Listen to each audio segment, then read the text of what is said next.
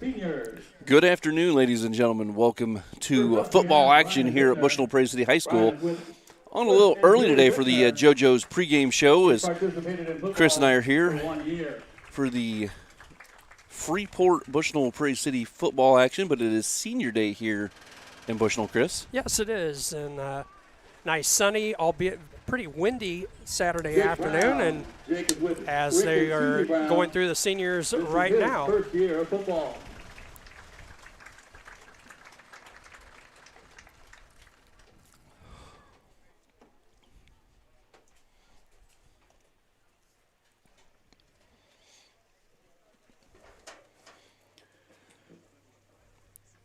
Number 34, Brian Bittner.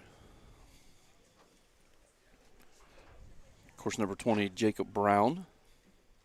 Sam Hensley, son of Chad and Jan Hensley. And Chris, I think it's only fitting that number 20 is followed by number 7, Sam Hensley, as that's been a connection we've called several times this year. I want to welcome our folks from Freeport Aquin. Coach Kundert, nice enough to send us a roster and starter yesterday and asked about a link to the game. So David and Chris Horwittle. Hopefully they enjoy the broadcast here this afternoon. Number 10, Dalton Horwittle.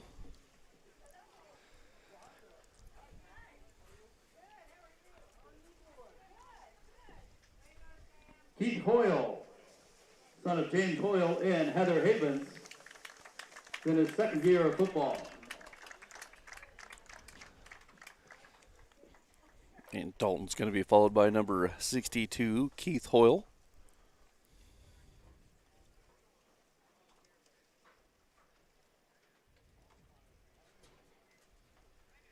Shane Shin. Shane's the son of Renee and Daryl Ford. Corey Hilliard and the late David Shin. This is Shane's fourth year of football.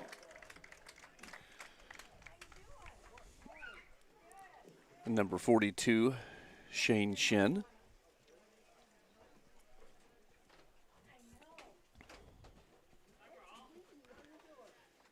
Chris Taylor. Chris is with Nellie Jones and Ron Jones. Shane's not sure. Well, I don't know what to do with my hands, Coach. Right.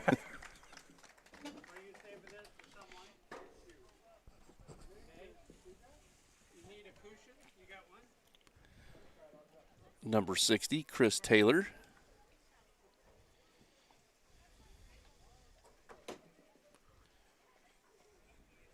And that was your football seniors. And those are the Bushnell Prairie City football team. Cheerleaders, we have Zeta Jolie Crandall, daughter of Laura Llewellyn. This is Zeta's second year of cheerleading.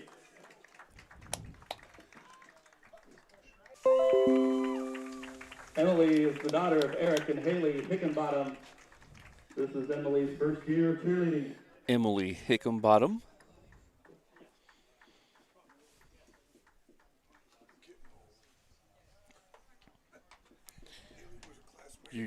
You are getting old, Bob. As Emily is the daughter of Haley Hickenbottom, used to be Haley Chapman, and graduated with me and Bob's daughter. And Bob just realized he's not that spring chicken anymore. None of us are. None of us are.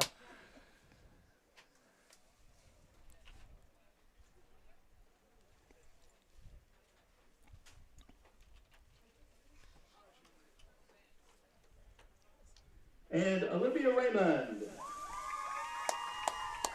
Olivia is the daughter of Eric and Lori Raymond. Olivia is in her fourth year of football cheerleading.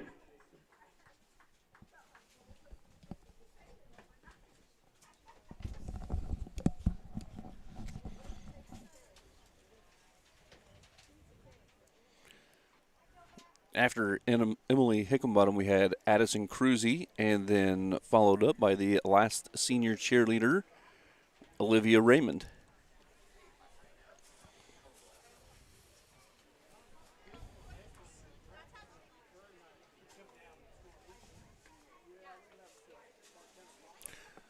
Congratulations to our 2021 football players and cheerleaders.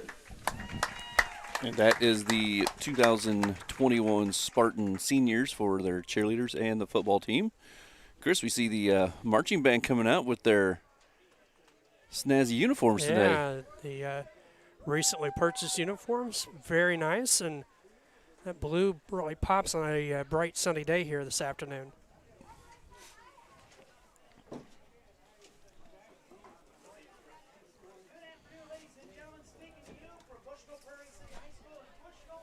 He's loud. So as you said, it's a Saturday afternoon game here. A little different, Chris, as we've done a Saturday evening game. We had a Saturday afternoon game at Bigsville early in the year, but getting late in the season, the coolness, it kind of got a playoff type-ish atmosphere here on the Saturday afternoon against a tough Freeport Aquin Bulldog squad that looking at their schedule, Jeff, they've lost, and you look at 28 teams, you're going to come across this, but was looking at schedules, BPC lost now the current 6th ranked team in 8A or 8-man football, the 8th ranked playing the 5th ranked team today and the number 11 team next week, but both losses for Freeport Aquin. Talking to one of their staff helping with the football team up here prior to the kickoff, they've lost to Milledgeville and Orangeville, and those are two of the top 3-4 teams in all of 8-man football. Yeah, no, we've talked about Orangeville being probably, depending on how this plays out, possible destination for us for that first week of playoffs. Right. And speaking of the playoffs, that, of course, announcement coming up next Saturday for both the 11 and 8-man. And as we go on here, we've got a little bit of as the way things stand now, and also look at what projections are for the last couple of weeks and what it looks like. And Ladies and gentlemen, it's big for BPC to get that win last week, to get to win number 4, because you've got two very tough opponents the last 2 weeks of the year. We're going to step away here for the national anthem.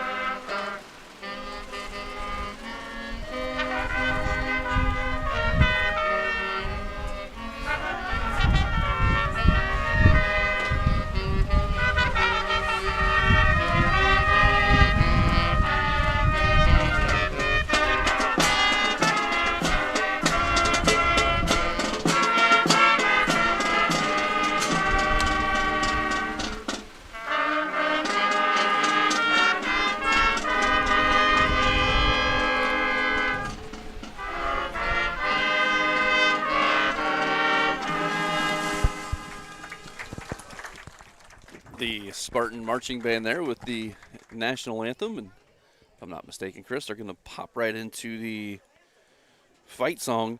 You've been listening to the JoJo's Parlor pregame show. JoJo's Gaming Parlor, the best gaming experience in McDonough County area. Stop in for a cold drink and chance to take home a nice wad of cash while you're at it.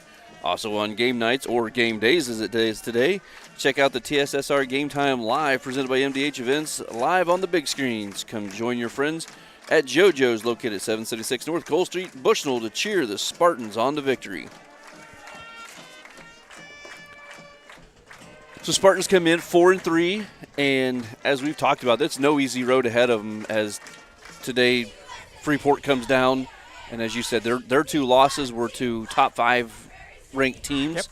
Yep. And then next week we have to make that 2+ hour drive again down to Pawnee. And as you said, they're ranked just, they're just outside of the top 10. So, I mean, like I said, you're going to see that with only 28 schools playing 8-man football. But, BPC has had their hands full.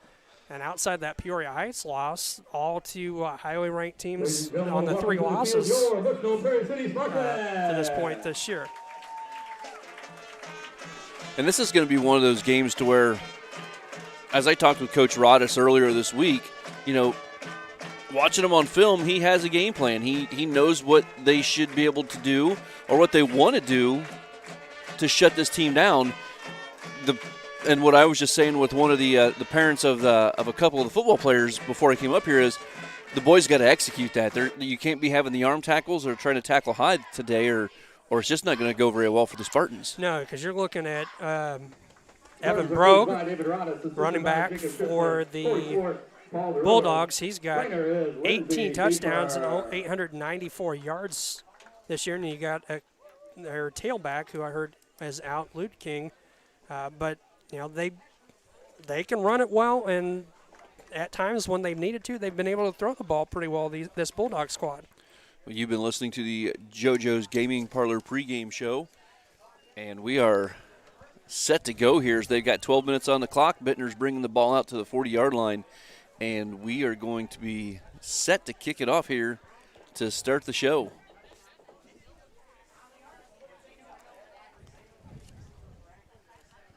I can't see what that number is back there, Chris. It's got. I think it's a single digit 6. Ollie Arndt. Ollie Arndt back for the Bulldogs.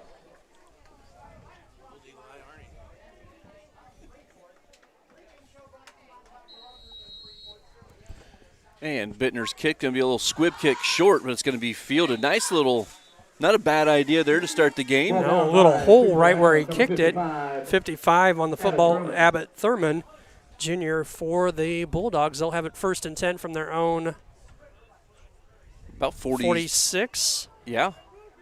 I'm glad I let you. I looked up and saw the name, but went ahead and let you said it, and I'm glad because I didn't see the H in it. I was going to call him Abbott Truman. my eyes aren't awake yet, Chris. They're going to come out in a 2 wide receiver, 1 setback set, quarterback in the shotgun. It's going to go a handoff off the near side. He's going to go forward, and it's going to be a nice stop there. Chris Taylor on the tackle for the Spartans. Looked like Lane Huffman was also to make initial contact there at the line. It's going to be a short game. Evan Brogue on the carry for the 4-yard gain for the Bulldogs. Ball right at midfield, 2nd and 6. 2 wide receiver set once again. Handoff going to go off near side. He's going to bounce it back now. Push one of his blockers out of the way. He's going to have enough for a first down all the way down to the Spartan 25-yard line. 35. 35-yard line. Gain of 15 for Evan Brogue. Brogue. So 1st and 10 now. Just underway, 11-10 to play. 1st and 10 Bulldogs from the Spartan 35.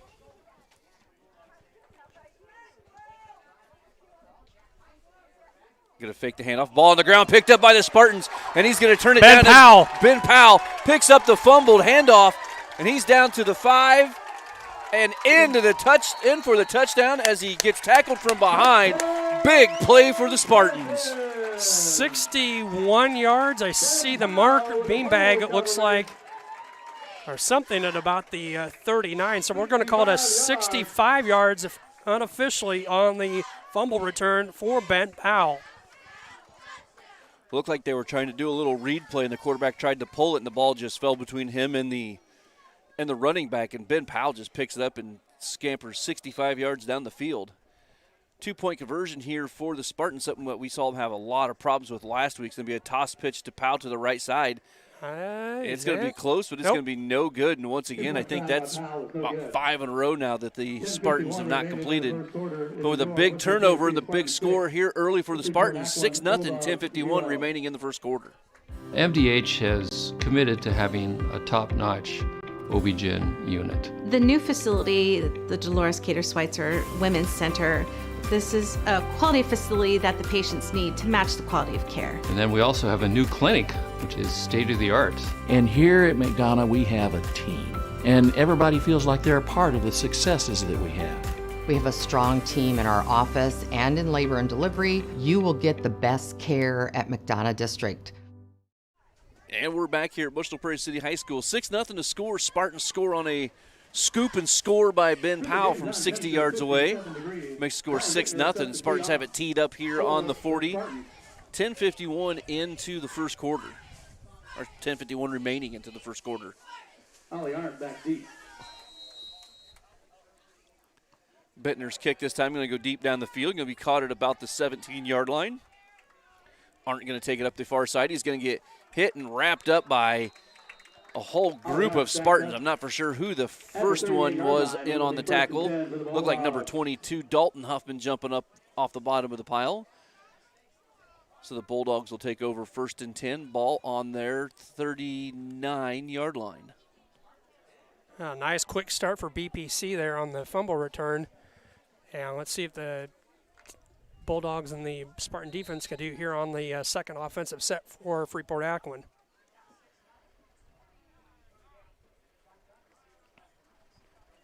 Handoff's going to go far side. He's going to try to cut it back across, and he's going to try to step out of a tackle, spin off of another one, but that's going to end up costing him maybe a yard. He's still fighting for yardage, Chris. Hey, nice gain. He ran about 20 yards to gain about 4 on the play. Gain of 4 for Pregame. He had a gain of 3 at one point, got knocked back to the line of scrimmage, and then ends up with a gain of 4. Nice hard running by Brogy there on the play. It's going to bring up a 2nd and 6 now for the Bulldogs. 2 wide receivers, one setback, quarterback in the shotgun. Drop back, and he's going to look to throw here near side. Just lost one out here, and it's going to be just short, but the wide receiver could have come back for the ball. Drew Edge, the intended receiver, but it's going to fall short and off of his hands. Going to bring up a 3rd and 6. And Jeff, I think the wind maybe a little hung that ball up, maybe a little longer than they probably intended. Throwing kind of into the wind a little bit out of the south to southwest. 4 wide receivers. Shotgun formation. Here comes the running back in motion. Going to be a pitch to the running back. He's going to be brought down in the backfield. Lane Huffman. And there's something that we talked about a few weeks ago about Lane not bringing his arms with the tackles. That time he went right through the stiff arm and wrapped him up around the legs and brought him down. A good thing that Lane's there, because if Brogy gets the corner, he's probably going to get out close to first down yardage on the play. It's going to bring up a 4th and 8 now for the Bulldogs. And Jeff, talking pre to the game, as we're going to see Freeport go for it here, lost their fullback and long snapper last week in that game against Milledgeville. 4 wide receiver set for the Bulldogs. He's going to drop back, look to pass. He's got time. He's going to throw one down the near sideline here. And it is caught as Sam Hensley overran the coverage on the receiver. About the 26-yard line. Number 6 aren't on the reception. 34 yards on the pass play for the Bulldogs. All the way down to the Spartan 26-yard line. That'll stop the clock. 9:07 to play, 1st and 10. Freeport. Ball at the Spartan 26.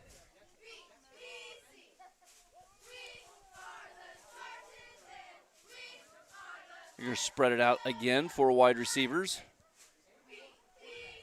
Motion by Arndt. It's going to be a little quick pitch to Arndt. He's going to get tackled in the backfield. Dalton Horwittle comes in. That's going to be a loss of about 4 yards all the way back to the 30-yard line. Loss of 4. So 2nd and 14 now for the Bulldogs. That's twice now we've seen him run that. We'll call it jet sweep, and each time I don't know if it's the linebacker on that side, but they've been able to shoot in and get the tackle. 2 wide receivers this time, 1 setback. He's going to hand off to the setback. He's going to go up the middle. Brogy. Ben Powell, the first one to make contact, going to be helped out by Lane Huffman. He's going to get about 5 on the play. Yep, that'll bring up a 3rd and 9. Clock down right at 8 minutes to play here in the opening quarter. 3rd down and 9 for the Bulldogs. Looks like they've placed the ball right on the 25-yard line. 2 wide receiver set. 1 setback, quarterback in the shotgun here on 3rd and 9. Handoff to the running back. Ben Powell had him in the backfield but took a bad angle And he's going to be down close to they're going to wave him back. There is a flag all the way back here at the 20, Chris. Brogy's going to be knocked out of bounds about the 10. I think it's going to come back. Yeah, he just gave the hold. Well, like you said, Powell had good pursuit and just took a bad angle. The angle was a little off. Brogy got the corner, and it is going to be a hold on the Bulldogs. Yeah, that's one of those you want to run where they're going and not where they are, and that's Ben kind of tried to trail him a little bit, just wasn't quick enough. But the holding penalty will bring the ball back to a 3rd and almost 15. Yep, about to the 20, 30. Back to the 30-yard line.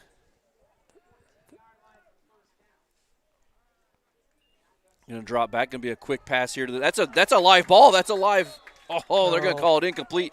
He threw that behind him. I'm going to watch the replay here to the right as I can here real quick. Incomplete pass is the call.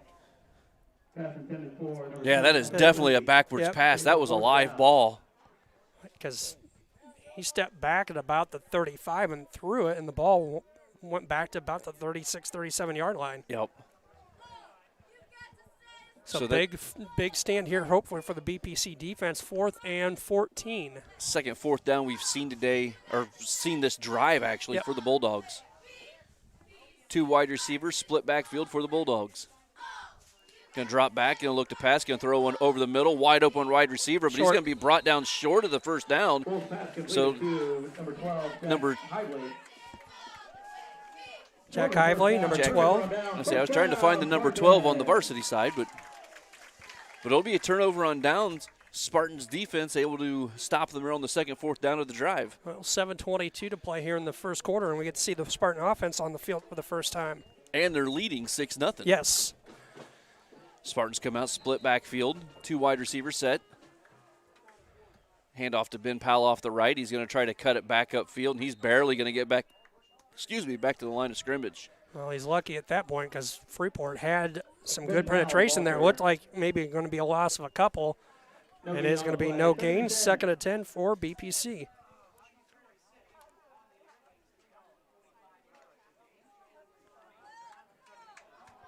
Same formation for the Spartans here. 2nd and 10. Ball on the 20. Going to roll out here to the Sam is. He's got one deep. He's going to throw it down the field, and it is caught by Brown all the way down to the Aquin 49-yard line. 32 yards on the pass play from Hensley to Brown.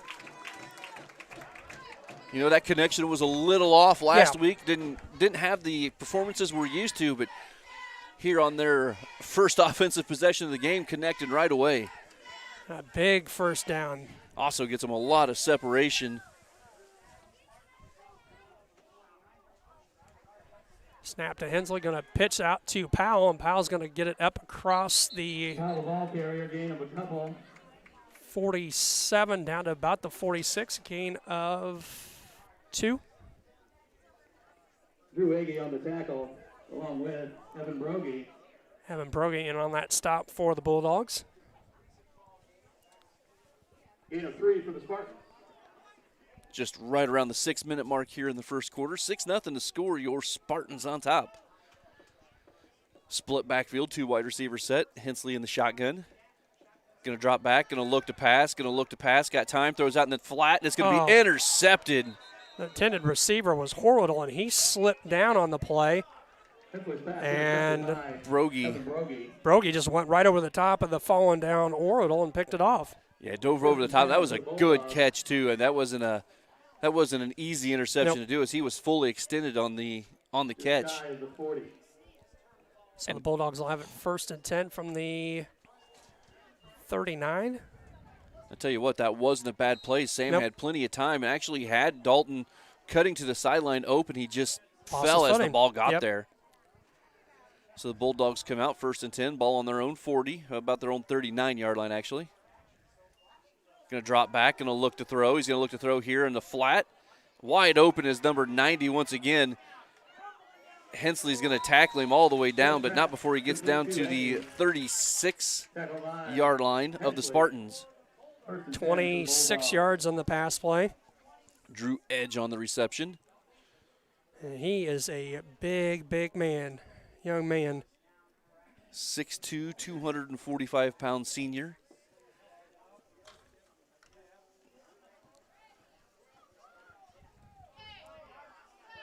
So 1st and 10 now, ball just shy of the 35-yard line for the Bulldogs. Going to fake the handoff. Quarterback's going to keep it up the middle. And he's going to break a couple tackles. Once again, this is what we're talking about, Chris. They're not wrapping up. I didn't see the number, but somebody just hit him in the shoulder pads, and that's not going to work. That's going to be enough for a first down, all the way down to the 19-yard line. Gain of about 15 on the play for Aiden Wolf. I'm sorry, that's the 21-yard line.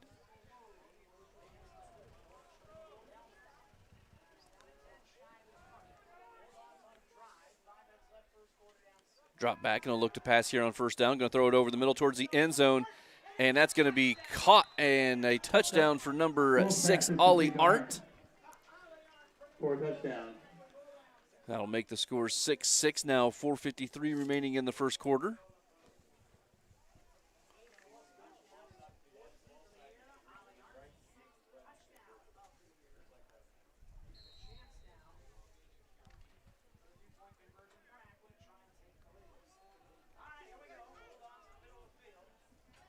So they're going to come out 2 wide receiver set, 1 wide receiver going back to the far side now.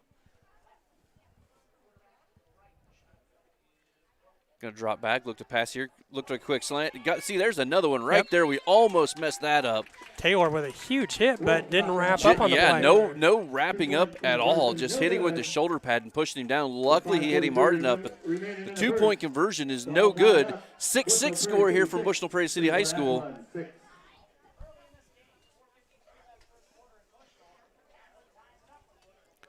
Bushnell Banking Center, located at 360 South Green Street in Bushnell, offers full-service banking and loan services for all your banking needs. Come visit the Bank of Friendly Service. Call 309-772-2345. Good luck, Spartans. Bushnell Banking Center, equal housing lender, and member FDIC. And Webb Family Farms. Webb Family Farms has been growing corn, soybeans, and Spartans for 5 generations. Nathan, Lisa, Jamie, Cyrus, Terry, and Linda wish all BPC athletes good luck this season. So we're going to see the Spartans return for the first time today. Looks like the Huffman duo back deep, and they're back real deep, Chris. They're back heels at about the 5-yard line. Yes, they are. Dalton Lane Huffman back deep for the Spartans.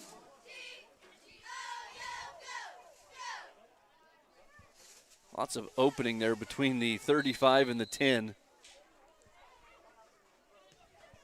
And Aquin's kicker, nice high kick, going to be dropped by Lane Huffman. He's finally going to pick it up and look for a room to return, but he had blue jerseys to the right and white jerseys to the left, and unfortunately he brought it to the left.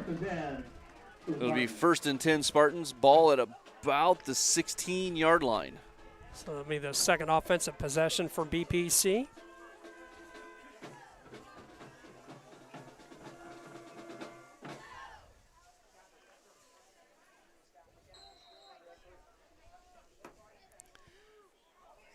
Two running back formation, handoff to Ben Powell off the far side. He's going to turn the corner and have it up close to the 20 to maybe about the 19. Going to be a short gain for the Spartans. Called a gain of 3. Now the ball carrier, gain of a couple. It's a generous 3 after they spotted it.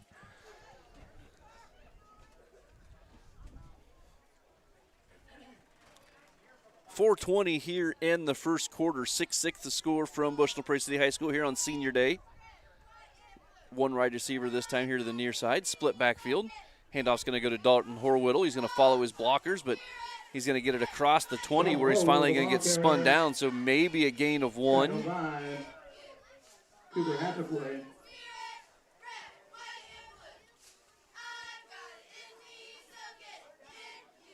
So we're going to say it's going to bring up a 3rd and 7 now for the Spartans.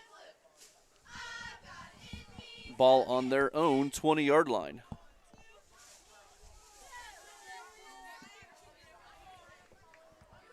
Two wide receivers, 2 setbacks. Going to fake the handoff. Going to be a keeper by even get the corner. Keeper by Hensley to the right side. He'll have the first down, and he'll do the smart thing and step out of bounds at about the 31-yard line. So a gain of 11 by Hensley and a Spartan first down. Clock stopped. 3:32 to play. 1st and 10, BPC from their own 31-yard line.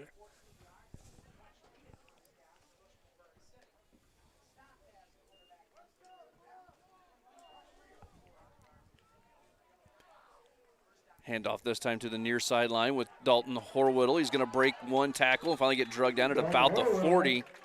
He ran through an arm tackle right about the line of scrimmage, it looked like, Chris, and then just used his speed to get up the near sideline. Jack Hively on the stop, but a gain of 9 for Horwittle on the play. About a yard shy of the first down marker. So 2nd and about a yard for BPC. The ball knows the football right at the Spartan 40. Carter Chambers leads the team to the line of scrimmage. Handoff's going to go to Ben Powell off the right side. He's going to try to get to the sideline. He's going to get to the sideline and had enough for a first down. About close to, what, about the 46? Looks like they're going to mark it right at the 45-yard line. Gain of 5 for Ben Powell and a Spartan first down.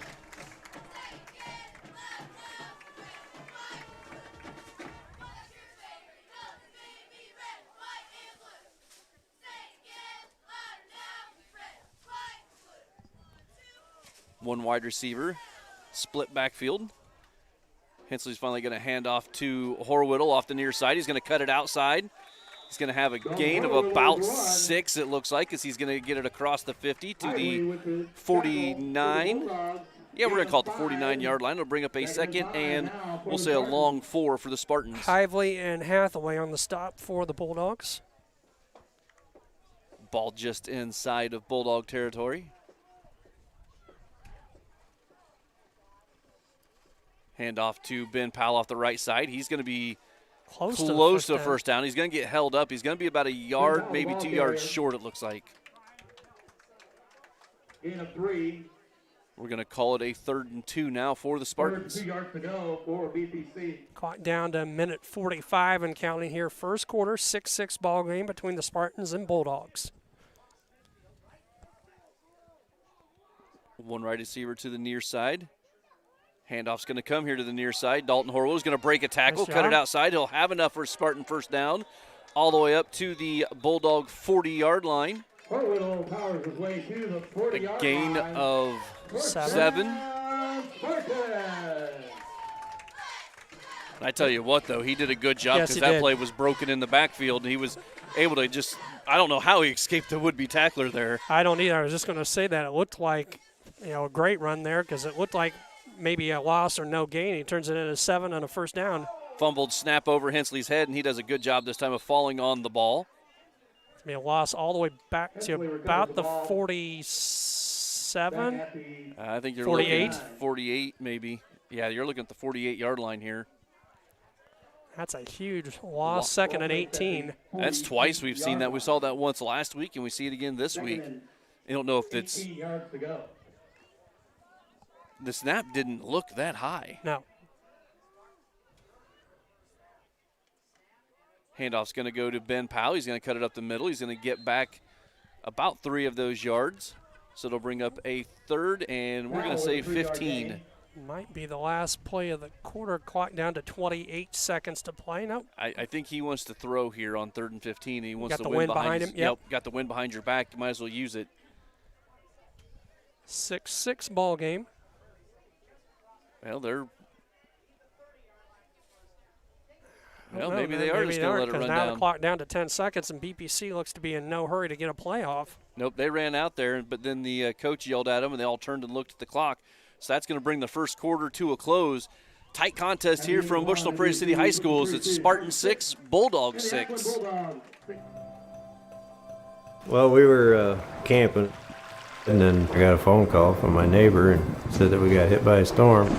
He said, you better come home because there's no roof. He said, I look up and see the sky. He didn't know what you were going to do, where you're going to go, but Country Financial took care of us. We anticipate something that we hope never happens, but when it happens, we are there to make good on our promise. I have my certificate in vestibular rehabilitation, which focuses on patients with dizziness and balance disorders. It's been very rewarding because a lot of times it's a very short-lived treatment plan and the patient has remarkable results in a small amount of time. I became a nurse practitioner because I wanted to do more, I wanted to learn more, actually have more hands-on individually with patients. The rewarding part for me is that I get to come to work and learn something new every single day. I grew up in a small town in Missouri, and I like the feel of community. I like knowing the people that I take care of and knowing the people around me, providing care for someone that you know is in this community and helping them to get better.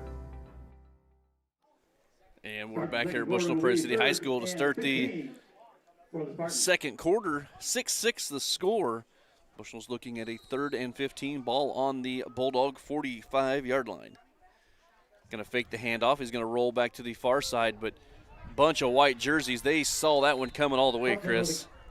Yeah, that's going to be a loss of about 3 or 4. We'll call it a loss of 4. And that's going to force a punt out of, I would suspect, out of BPC with a 4th and about 18 to go. Ball at the Bulldog 48. Nope. BPC going to line up and go for it.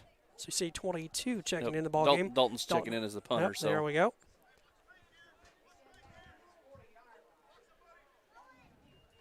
High snap. Dalton finally corrals it. Gets off a decent punt. Looks like it held up by the wind a little bit, but it's going to bounce out of bounds at around the 27. Well, they're going to say the 27-yard line. I thought that was a little further down, but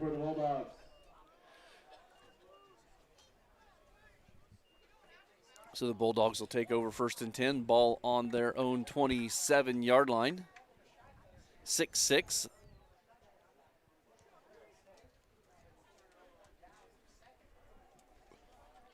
We'll see if the Spartan defense can come back out and get the ball back here again.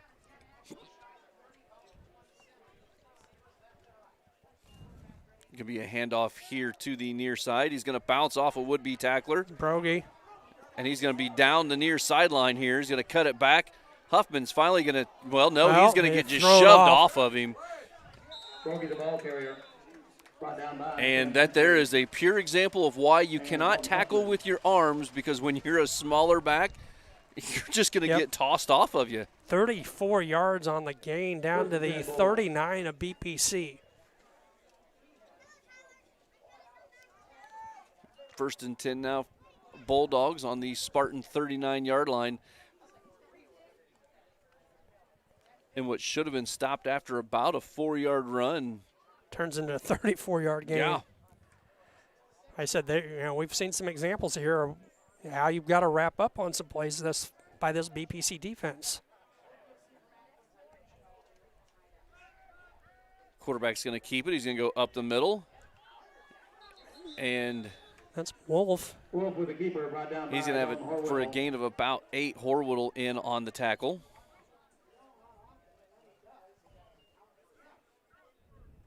Wolf, not a small young man, a junior, 5'10", 200 pounds at the quarterback spot.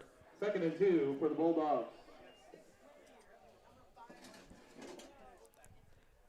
So the Bulldogs going to get the play from the sideline. 2nd and 2. Ball on the BPC 32-yard line. They're going to spread it out. 4 wide receiver set.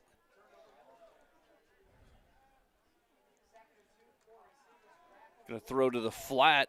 And nice catch. Tell you what, Dalton Huffman read it well, but just didn't read it quick enough as he tried to jump the route, but it ended up being behind the ball. It's going to be a short gain. Arndt on the catch. And it is going to be, give him a gain of 2 and the 1st down. 1st down is the call.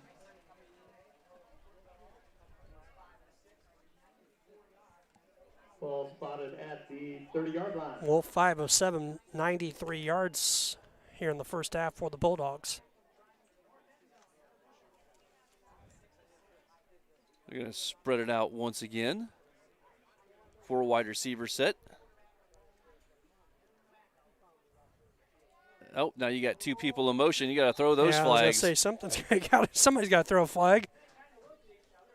Art and Brogy both in motion, and they both kind of looked at each other, and I think it was Arndt just kind of held his hands up like, what are you doing? The sad thing was, though, in that situation, Chris, Art actually could have went back set. Back about 5 yards. They had time to do it, but it's going to be a 5-yard penalty, and mark it backwards. That'll help the Spartan defense here bring up a 1st and 15. 9:25 to play here in the first half. 6-6 ball game between the Bulldogs and Spartans. 4 wide receiver. Aren't in motion this time. Going to fake the handoff. Wolf's going to keep it, and he's going to have it up over the original line of scrimmage. We get maybe an extra yard on top of that. Yep, just waiting to see where they marked it. Just over. We're going to give him a gain of 5. The tail of the ball still on the 30-yard line. So bring up a 2nd and 10 now. As the original line of scrimmage was just over the 30 as well, so.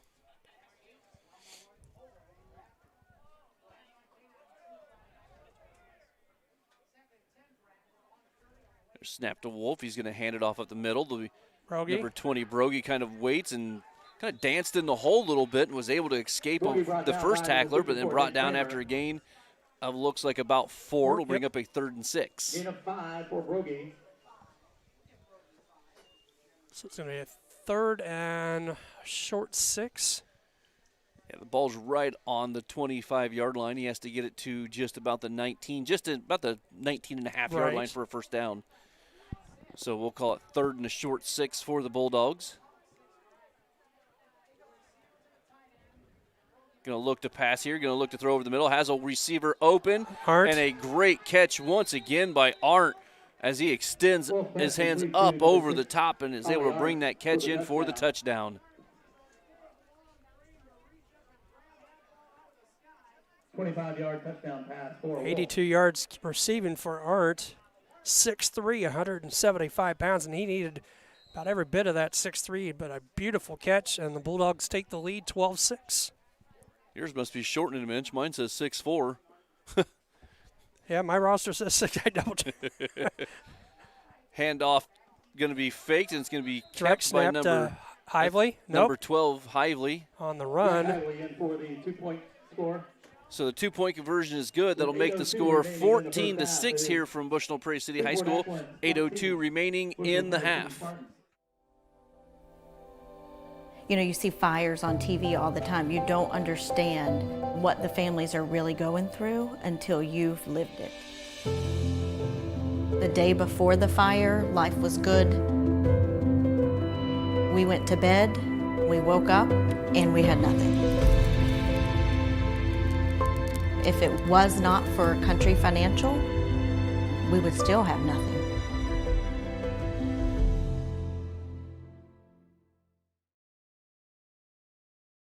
MDH has committed to having a top-notch OB-GYN unit. The new facility, the Dolores Cater Schweitzer Women's Center, this is a quality facility that the patients need to match the quality of care. And then we also have a new clinic, which is state-of-the-art. And here at McDonough, we have a team. And everybody feels like they're a part of the successes that we have. We have a strong team in our office and in labor and delivery. You will get the best care at McDonough District.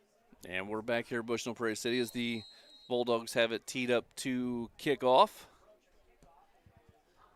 High, deep kick. This time going to be, once again, going to be fumbled by Lane Huffman. He's going to pick it up about the 5, and he's going to have to do some work here to get some yardage, Chris. He's finally going to get it here to the near sideline, and he's going to make something out of nothing, but just kind of lackadaisical, it seemed like, trying to catch that, and dropped it once again all the way back to the 5-yard line. Yeah, lucky to get it out to about the 15 because there was some pursuit that could have very easily brought him down inside the 5. So BPC set up 1st and 10 deep in their own territory at the 15.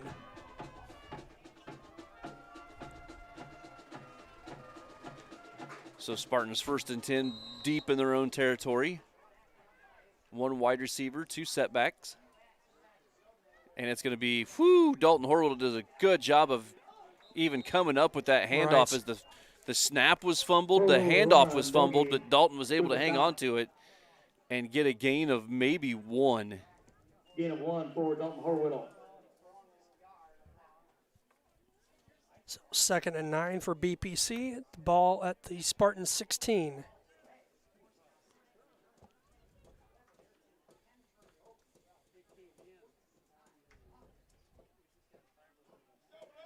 So 2nd and 9 now for the Spartans. One wide receiver near side, split backfield. Handoff's going to come near side.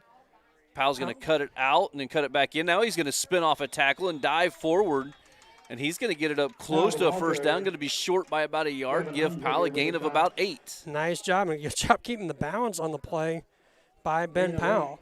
3rd and 1 now for BPC.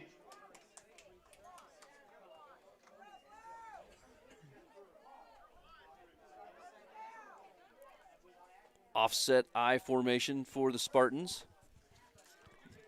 Quarterback's going to just run it right up the middle. Hensley's going to have a gain of 2 and a Spartan first down. Ball carrier gets the ball. A little new twist out of that formation as we've seen them only run a couple things out of that formation in the last few weeks. When the teams see that, they've just been shooting the gaps, and we've had zero luck to, or zero ability to even get any yards out of it. And that time just a quarterback draw out of it and gets the first down. Snap to Hensley, handoff to Horwittle off the left side. Gain of about 3. Horwittle stopped just shy. He's going to be just shy of the 30-yard line. Brings up a 2nd and 7 for the Spartans. Clock running here.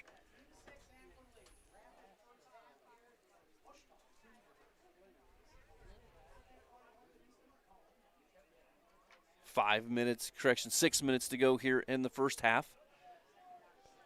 Offset I once again for the Spartans. This time it's going to be a Powell and nowhere to go. It's going to be a handoff. It's almost like a reach as Hensley had to get way outside to get that handoff, but it's been a loss of 4, almost 4. I'd say it's at least 3-yard loss. Loss of 3 because it's going to bring up a 3rd and 10. 5:25 to play, first half, 14-6 lead for Freeport Aquin. 2 wide receivers, split backfield. Going to roll out here to the near side. He's got 1 man to beat, and he is going to break that tackle. Then he's got 2 more white jerseys, but he's going to be about a yard close. short. Knocked out at about the 35.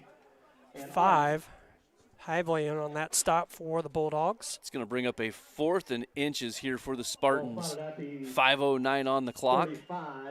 Ball placed, the nose of the ball right on the 35. They've got to get to the 36 for a first down. It's a big 4th down for this BPC offense here.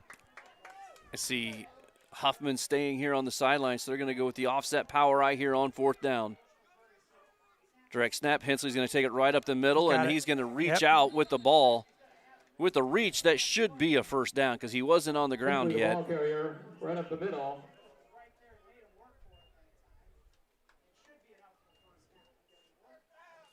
And it is. Give him a gain of 1 and a Spartan first down. A little worried there, Jeff. They took a little longer coming up with a first down call than I was hoping. Well, I was a little worried because the guy that placed the ball put it on the ground and then moved it back. And right.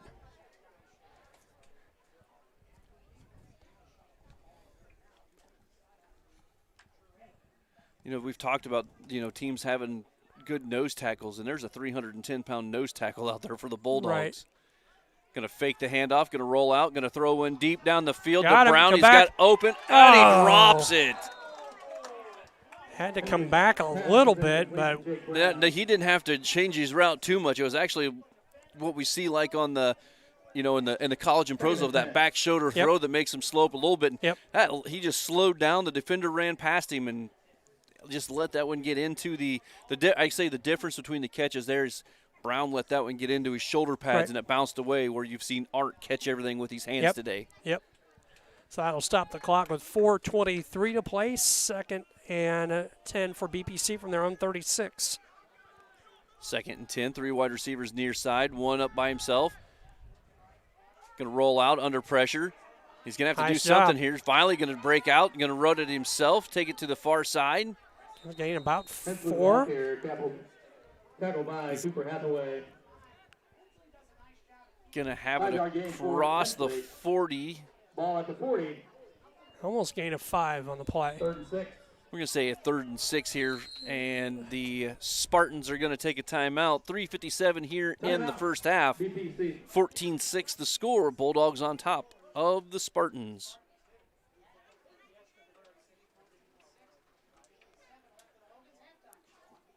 Farmers and Merchant State Bank of Bushnell. For over 100 years, Farmers and Merchant State Bank of Bushnell is serving the local community's needs for personal and business banking, as well as home and agricultural lending and its trust department. Stop by the main branch at 4040 East Main Street or their drive-up facility on Cole Street to learn more. F&M member, FDIC, equal housing lender. M&B Furniture, Bushnell's only furniture store. M&B Furniture is a mainstay in the community and offers free delivery within 40 miles. For everything you need to finish your new home or replenish an old one, stop in and see the fine folks at 41 West Main Street, or find them on Facebook, Instagram, or the web at mnbfurnitureinc.com. You can also call 772-2111. Heil Enterprise Heil Trucking can take your product down the road near or far and also offers top-notch heavy-duty truck and trailer repair. Second-generation business continues to grow and continue to support BPC Athletics. Stop by and see Danny and Travis at Route 41, South Prairie City. Call them at 775-3333. So right to action we go here on third, and we're going to call it a short six. Handoff going to be faked. Hensley under pressure, just get away. And almost caught, almost intercepted, and almost caught again. Hensley was scrambling for his life. Yes, saw Horwittle here on the near flat, able to get it out there to him through Horwittle's hands into the would-be defender's hands. And almost back into Horwittle. Back to Horwittle's hands and onto the ground. So it'll bring up a 4th and 6 now, and Spartans back in the punt formation. It's like Broggie back deep to receive the punt. Good snap this time. Dalton Huffman, Pretty plenty good of kick. time. It's going to take a decent Spartan bounce and Really stay nice in bounds bounce. all the way down to about the 25-yard line. That official's going to mark it at the 26-yard line. So 1st and 10 Bulldogs now after the Spartan punt. 3:39 to go here in the first half. The Bulldogs with all 3 timeouts remaining.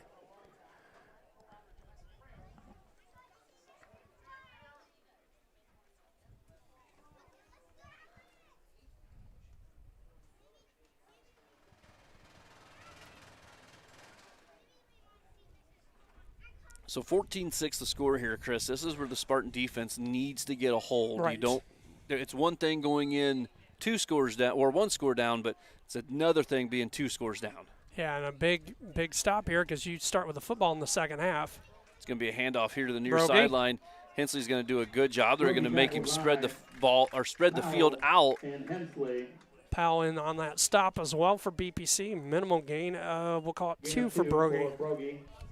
Going to bring up a 2nd and 8 now for the Aquin Bulldogs. Making the 2.5-hour trip south today. Left about 8 o'clock this morning, they said. I was just getting home from work. I was going to say, you're just getting home from work just about that. Just going to take my nap. I wouldn't even say go to bed. I was taking my nap. 2 wide receivers, 1 running back, quarterback in the shotgun. Fumbled snap once again, and this time's going to be wrapped up in the back wheel. And Dalton Huffman did exactly what we've been talking about. Got through the arms, wrapped up the body, and drug him down. Well, that play, like we said, on the snap, there was a bobble between Wolf and Broggie. And Huffman doing a good job, a loss of almost 7 on the play. Bring up a 3rd and 15 now.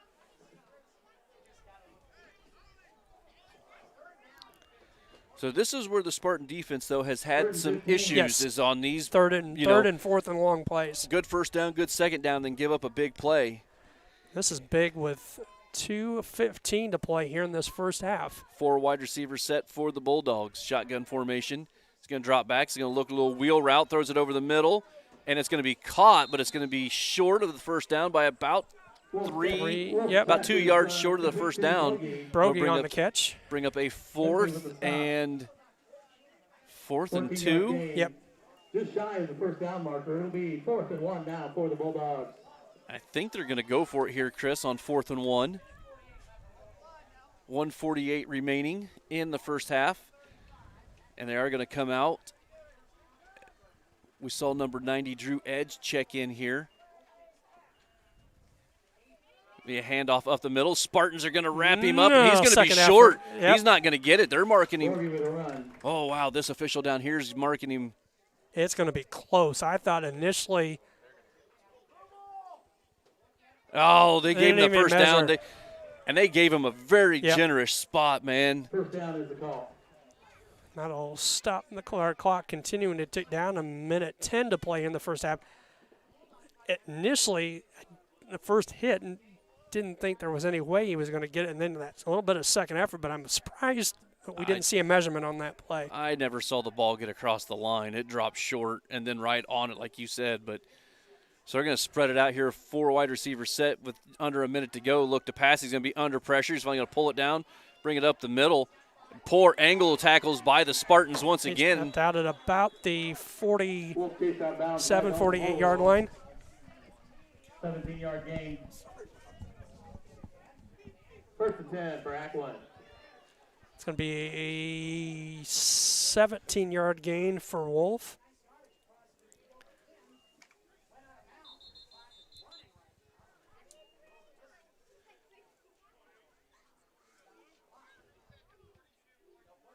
.3 on the clock.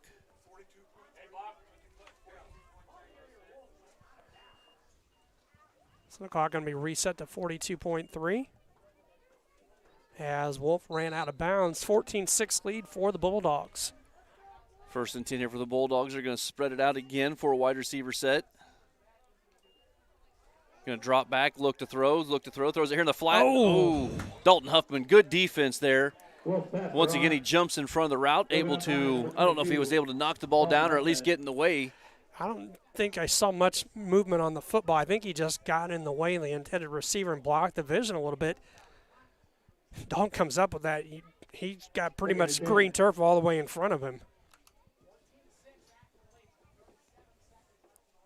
So 37.7 seconds to go here in the first half. 2nd and 10 for the Bulldogs.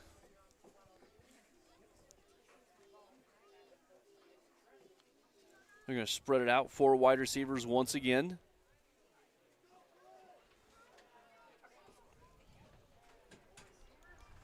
Going to drop back, going to look to throw. He's going to be under pressure by Taylor. Going to hit from behind as he throws it, and that's going to actually cause the ball to go out of bounds as Taylor. Nice hit from the backside. Also, Wyatt Hodgkins in there at the very end. It's going to bring up a 3rd down now as we're down to 30.7 seconds on the clock.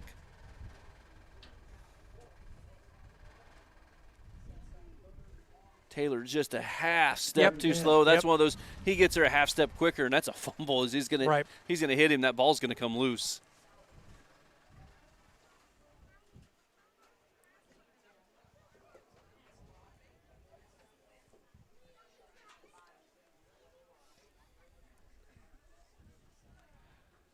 So we've seen Aquin go for it about every time on 4th down, so you know this is 4-down territory for him.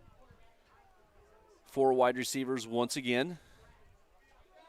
Only a 2-man rush for the Spartans. Hodgkins and Taylor. And Taylor's going to get to him once again, and Hodgkins going to grab him. Yep. And they're going to make it a sack. Loss of a yard on the play. Going to be a timeout taken by the Bulldogs. 18.4 on the clock. We're going to stay right here. Timeout, Bulldogs. It's only a 2-man rush, Chris, and they're able to get in there. That's, credit the down defenders for BPC on that play to be able to force that play.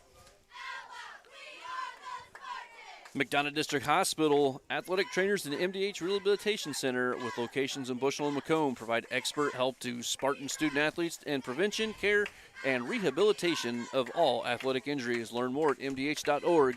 McDonough District Hospital, more than a hospital care, a hospital caring.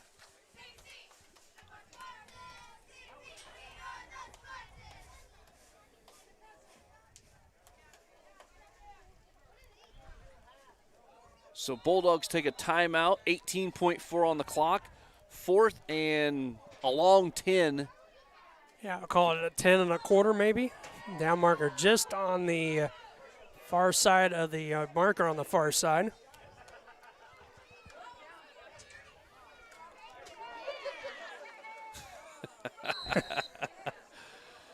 So here we go on 4th down, 4 wide receivers sets, shotgun formation, 2-man rush for the Spartans. This time he's going to air it out down the field. Man wide he's got open. A wide open receiver in Art once again, but he's going to fall short.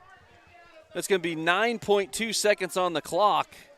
Wolf pass complete to number 6, Ollie Arndt for 46 yards on the play. How do you let a receiver get that far behind you when your only job is to not let a receiver that far behind you?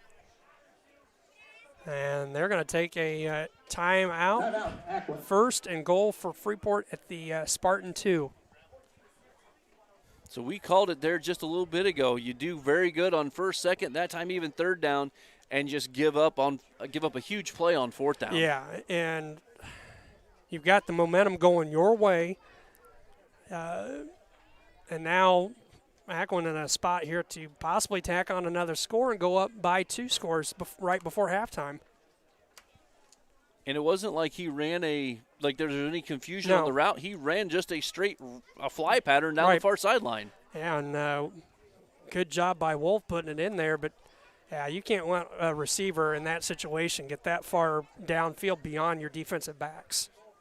And as a defensive back, you have to know that the number 6 in front of you has been his primary receiver. Yeah, his 5th catch of the first half now for 128 yards. So I'm guessing we're going to have one more play here. It's going to bring up a 1st and goal, ball on the 2-yard line. Bulldogs, I believe, was still 1 timeout remaining. And it's going to be a quarterback sneak right up the middle, and why not? I mean, you've got guys over 200 pounds in front of you, and your quarterback's over 200 pounds. So that'll make it 20-6 now, the score. Now we're going to be seeing after halftime, how's BPC going to come out and respond to this? They will get the football to start the second half. Well, it's got to start with the kick return, which we have not had very. Right. So 2-point conversion here for the Bulldogs. This is a big 2-point conversion as well. It's going to be a hand. Nope, quarterback's going to fake it and go right up the middle, untouched. Jake Hively in a quarterback. For the 2-point score. And I'm going to be honest with you, with just watching him run those 2-point conversions, I'm not for sure why they don't have him in on their run game more often. Right. He's listed as one of the receivers.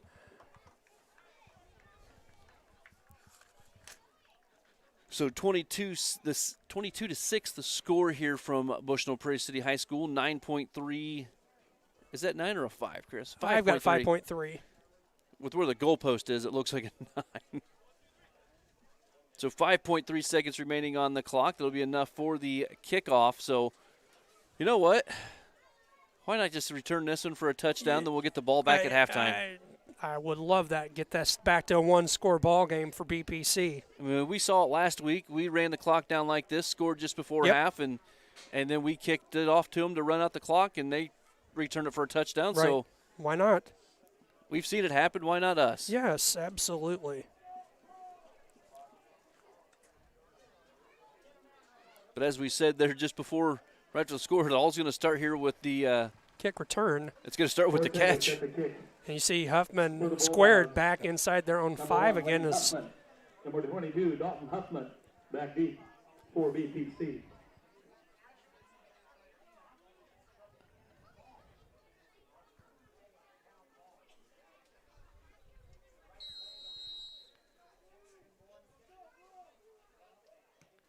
And they're just going to squib it up the middle, so this will be the end of the first half. Lane Huffman's going to pick it up, and he's going to look for a run.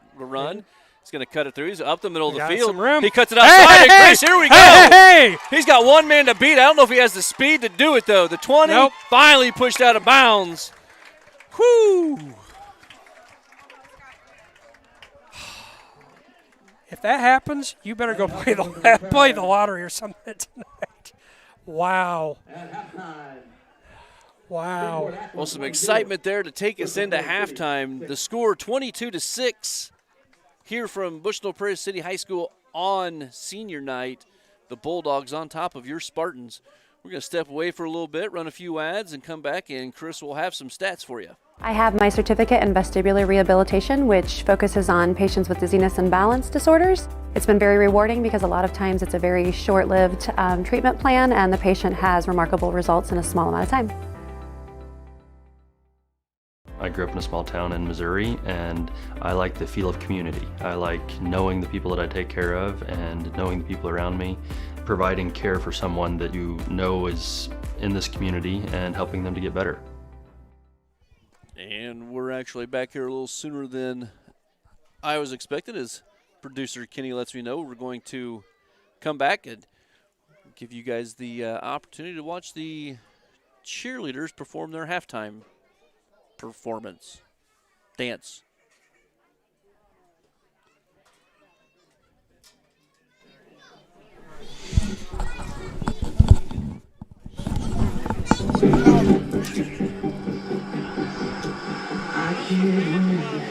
I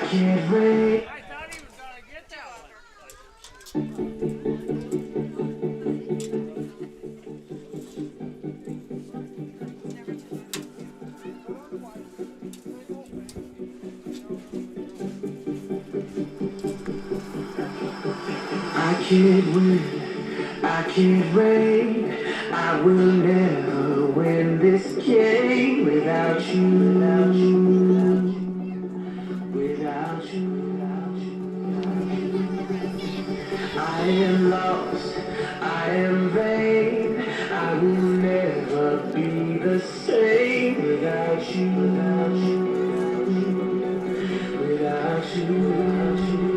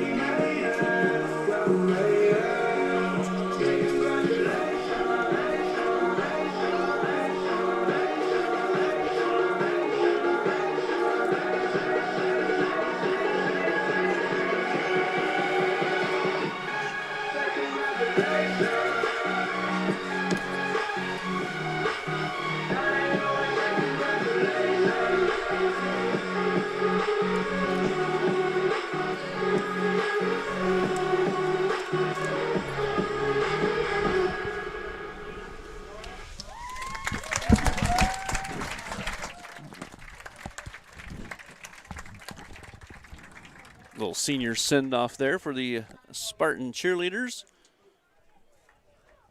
And Chris, are you ready? I'm ready. Well, then we'll just stick around here and let Chris do his. Sounds good. Offensively, 298 yards of total offense for the Bulldogs in the first half, 102 on the ground, 176 passing, just 98 for BPC, 66 rushing yards and 32 passing yards. Running down the individual stats first for the Bulldogs.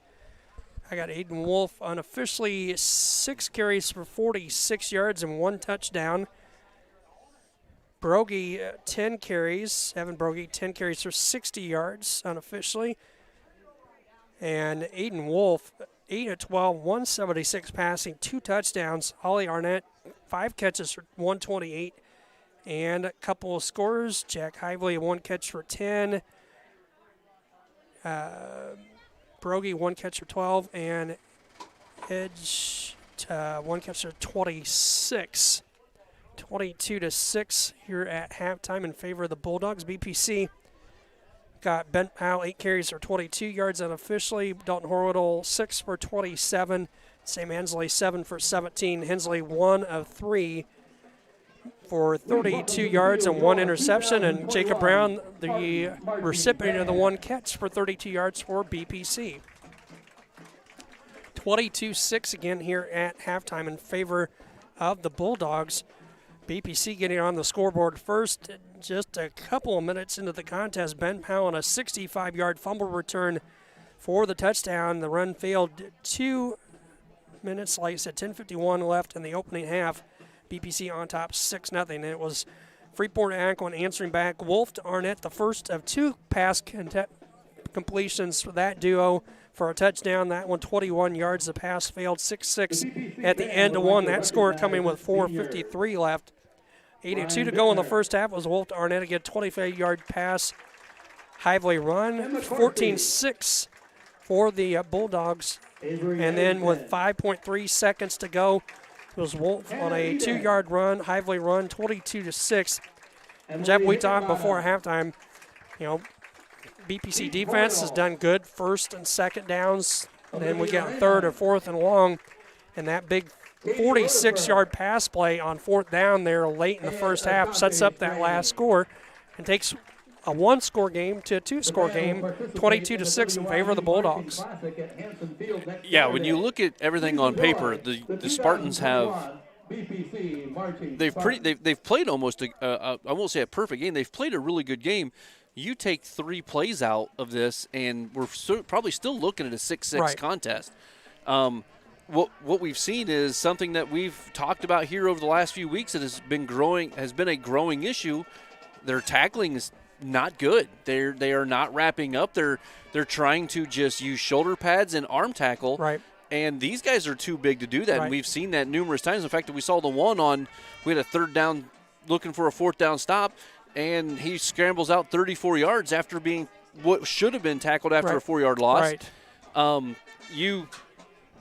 You know they're passing the ball there. As you said, that last connection with Arndt that gave them the short field for the last touchdown.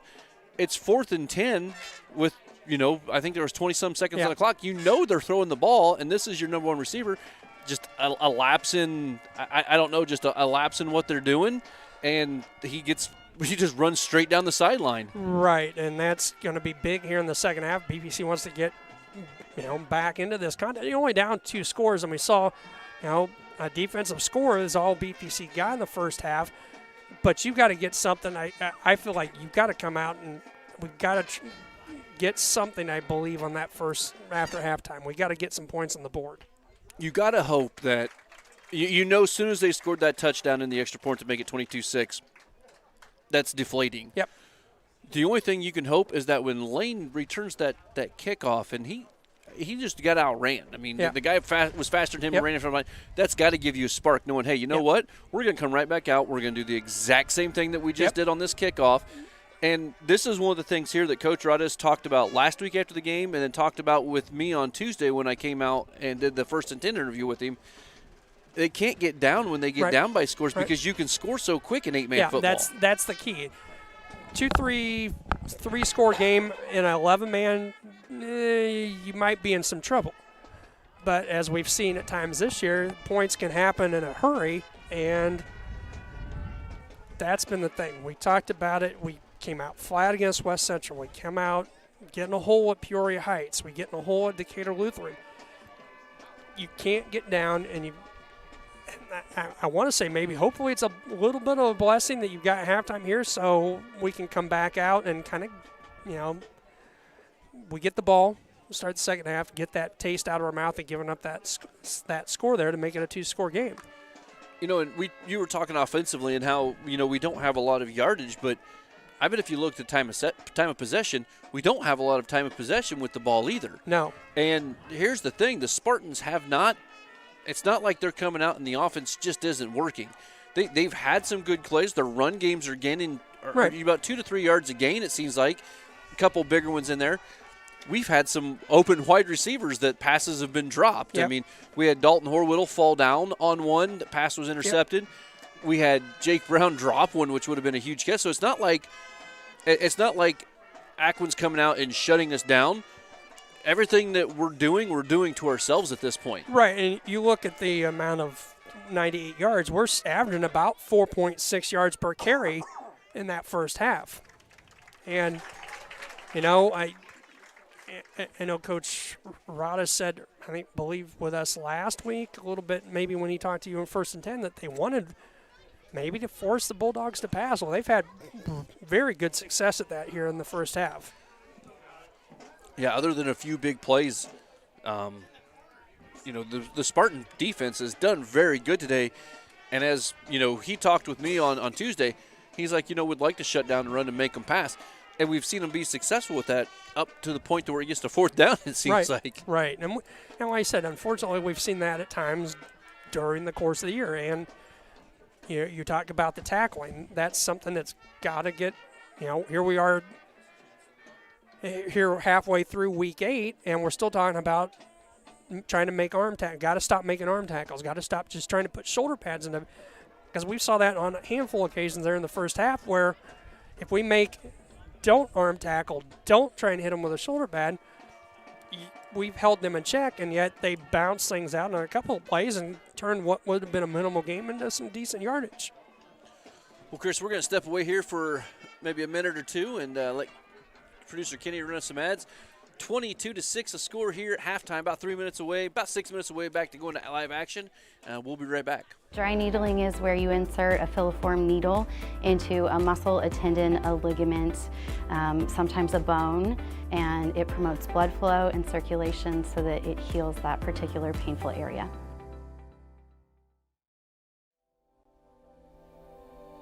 You see fires on TV all the time. You don't understand what the families are really going through until you've lived it. The day before the fire, life was good. We went to bed, we woke up, and we had nothing. If it was not for Country Financial, we would still have nothing.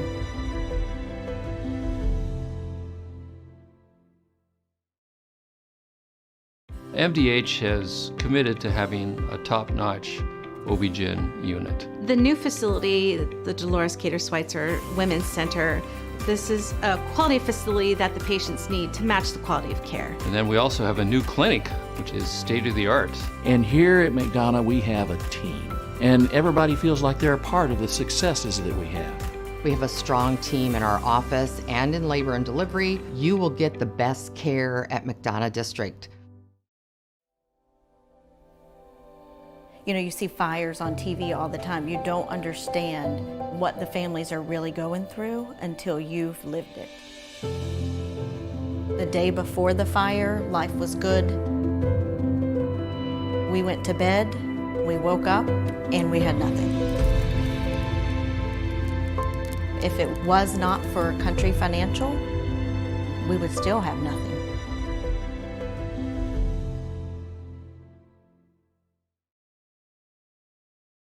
Dry needling is where you insert a filiform needle into a muscle, a tendon, a ligament, sometimes a bone, and it promotes blood flow and circulation so that it heals that particular painful area. Well, we were camping, and then I got a phone call from my neighbor and said that we got hit by a storm. He said, "You better come home because there's no roof." He said, "I look up and see the sky." They didn't know what you were going to do, where you're going to go, but Country Financial took care of us. We anticipate something that we hope never happens, but when it happens, we are there to make good on our promise. MDH has committed to having a top-notch OB-GYN unit. The new facility, the Dolores Cater Schweitzer Women's Center, this is a quality facility that the patients need to match the quality of care. And then we also have a new clinic, which is state-of-the-art.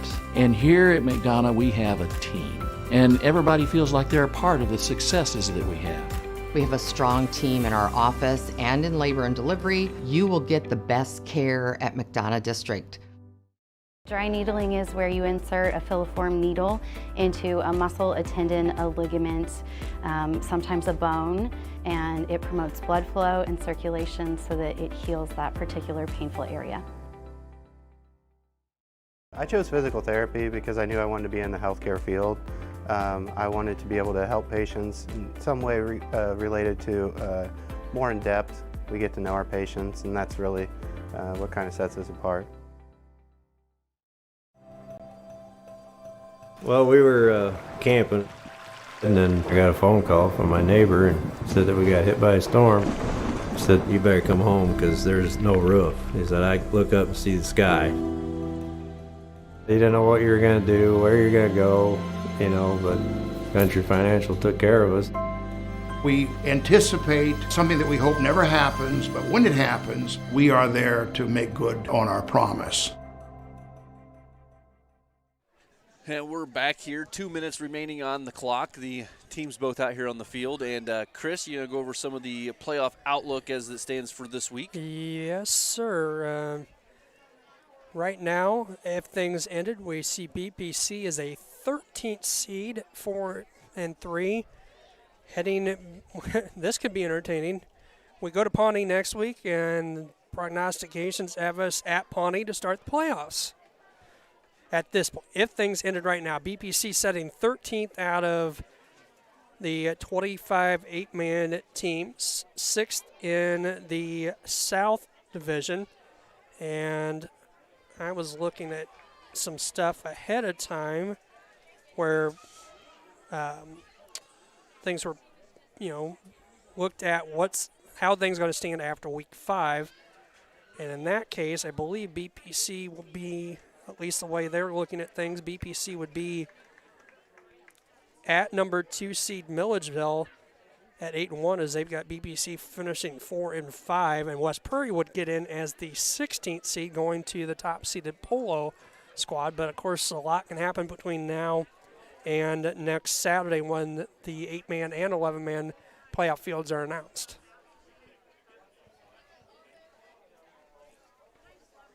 Of course, we got to see how this one plays out the rest of the way. Right.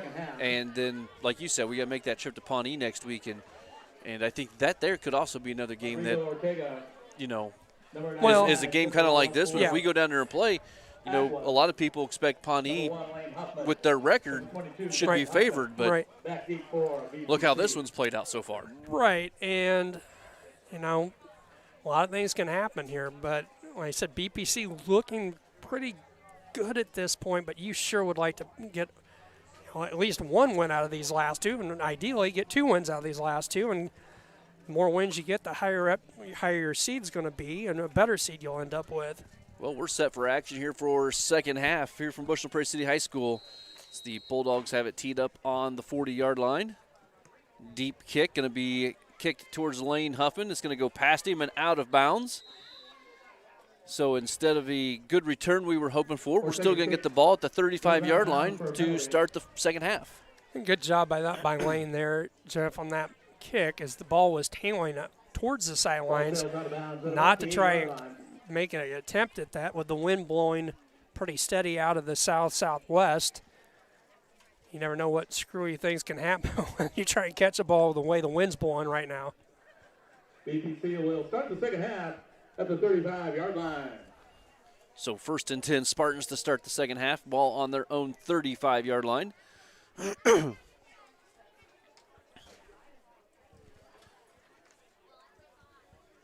Spartans going to come out and spread the field to start the second half. 4 wide receiver set.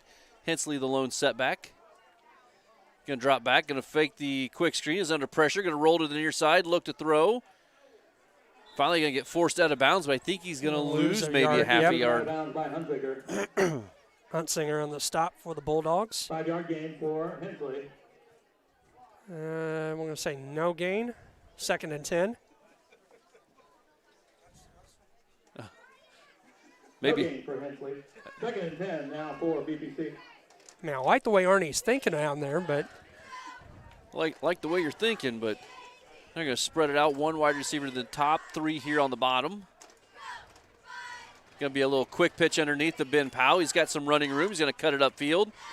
And he's going to have it across the 40 to about the 41-yard line. It'll bring up a 3rd and 4. With the stop. 6-yard gain for Ben Powell. Called almost a gain of 6, it looks like. We'll give him 6 on the play.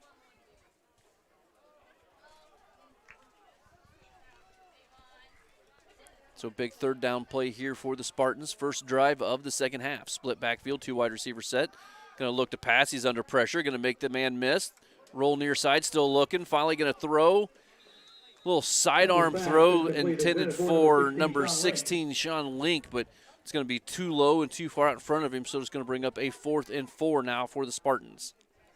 4th and 4. You're going to see the Spartans go for it as Coach Rod is talking it over with Hensley. I mean, you might as well at this point. 4th and 4 for the Spartans.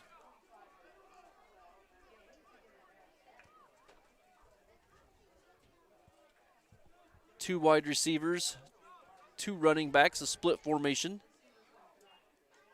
Going to fake the handoff. Hensley's going to keep it. He's going to stumble, but turn upfield. He's got it. Puts his shoulder down, and he'll have the first down.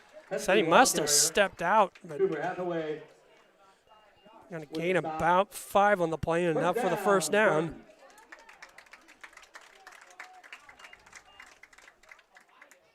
So it'll be enough for a first down for the Spartans. It'll bring up a 1st and 10 now. Ball on the 46-yard line.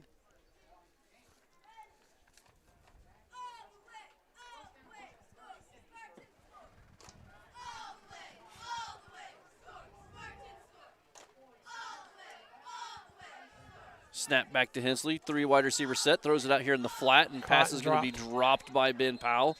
Would have only been a gain of maybe about 3. As soon as the ball hit his hands, he was hit, and that's what knocked the ball loose.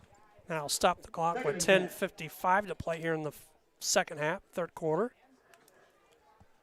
22-6 lead for the Bulldogs. Looks like the Spartans have seen something here that they want to come out and try to take advantage of with the pass game. It's definitely been pass heavy here so far this first drive. 3 wide receivers set for the Spartans. Motion near side. It's going to be option near side. Ball still on the ground and finally going to go out of bounds, so it's going to be lucky for the Spartans. Right. It's going to be a gain of about 6. About 5. At the 48. I'm not for sure if Ben Powell just didn't think he was going to pitch the ball or what, but that looked like he tried to reach for it there right towards the end, and the ball bounced off of him. Luckily for the Spartans, it went out of bounds and gained them 2 yards in the process. So third down and about 5 for BPC. 10:48 clock stopped here in the third quarter. 3rd and 5 here for the Spartans. Going to look to pass. Throws it over the middle, and it's going to be tipped. Threw it just behind Jake Brown. He tried to go up and get it, but it's going to go off of his hands and fall incomplete. 4th and 5 for the Spartans. I would expect to go for it again here, BPC. And like you said, we've come out very pass heavy here in this second half.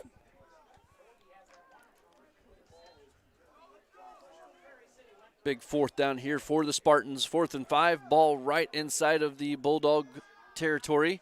Hensley plenty of time, now under pressure, going to pull it down, going to look. Now he's going to turn it upfield. He's going to have enough for the first down. Tiptoes down the sideline. They're going to say he stepped out of bounds at about the 39-yard line, but it'll be enough for a Spartan first down. Gain at 10 for Sam. And like you said, mark it at the 39 of the Bulldogs, 10:30 and counting here. Third quarter, 1st to 10, BPC.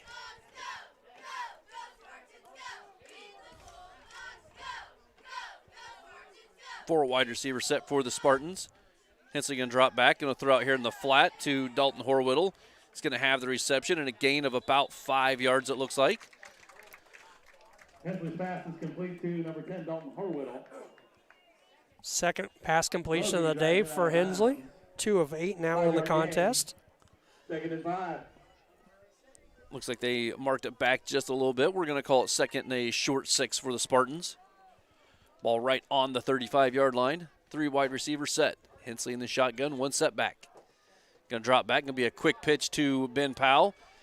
And he's going to get it back just to the line of scrimmage as the defense closed in on that real quick. Yeah, looked like there was going to be some running room on the far side. We got a Bulldog player slow to get up.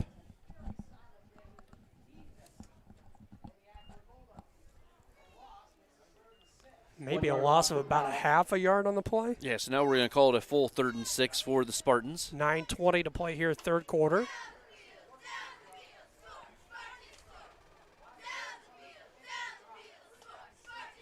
Four wide receivers.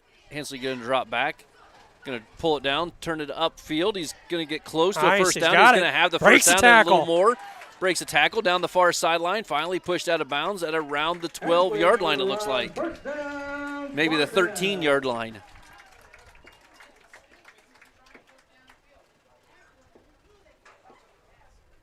Gain at 29 on, no, 32 to about, they're going to mark it at the 14.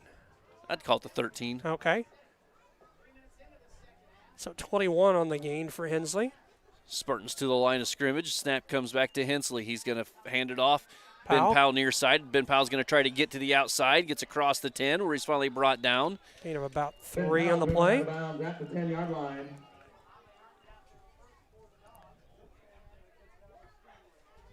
It's like Arts, one of the Bulldogs on the stop. 3 for Ben Powell.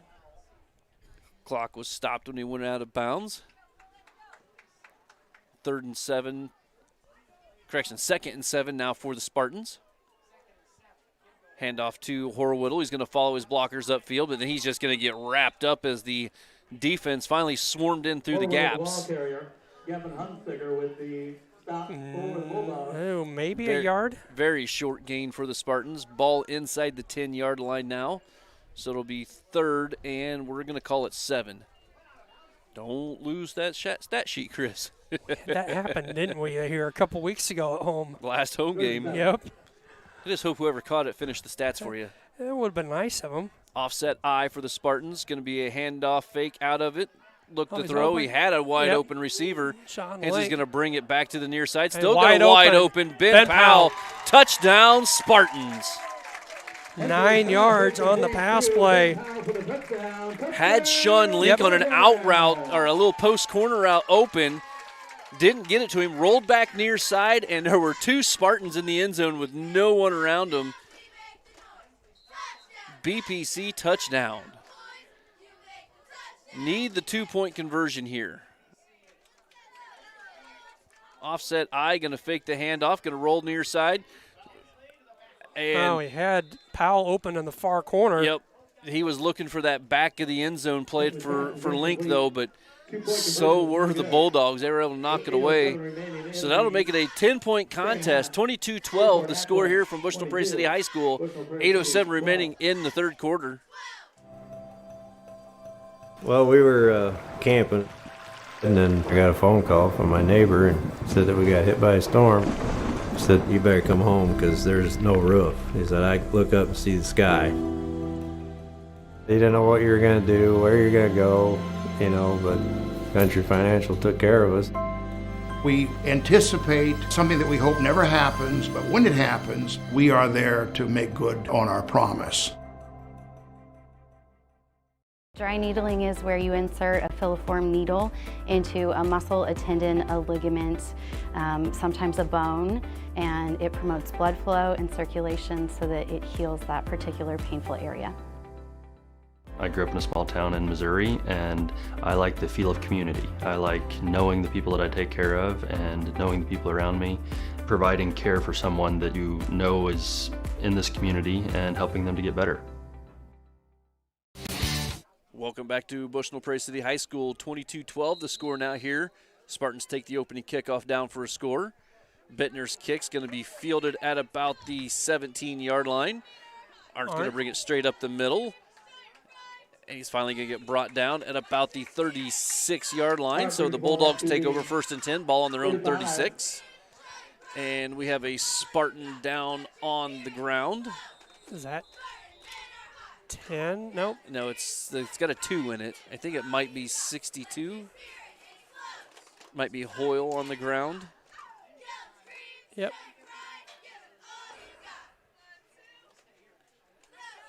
And we know he had a knee injury earlier in the season, and it does look like that same right leg once again that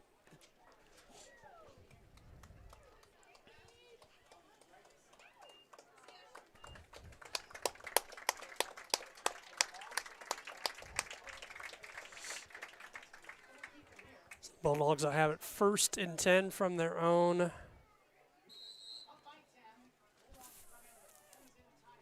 36-yard line, 7:59 to play. Bulldogs, 3rd quarter. Bulldogs all in tight this time under center. Handoff going to go up the middle. Spartans did a good job that time of holding it to a short gain. Looked like number 20, Evan Brogy, on the carry. Taylor on the stop for BPC. Gain of 3. 2nd and 7 now for the Bulldogs. 3-yard gain for Brogy.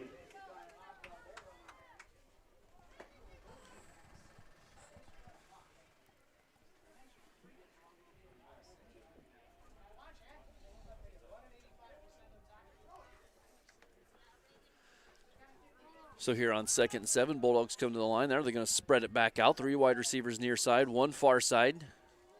Quarterback in the shotgun. Quick pass here to Arndt in the flat. Little screen play. He's going to have it up to about the 50-yard line where he's finally brought down.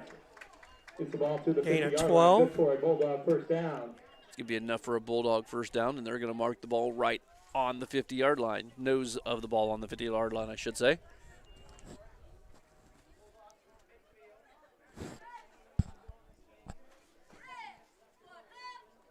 First and 10 for the Bulldogs.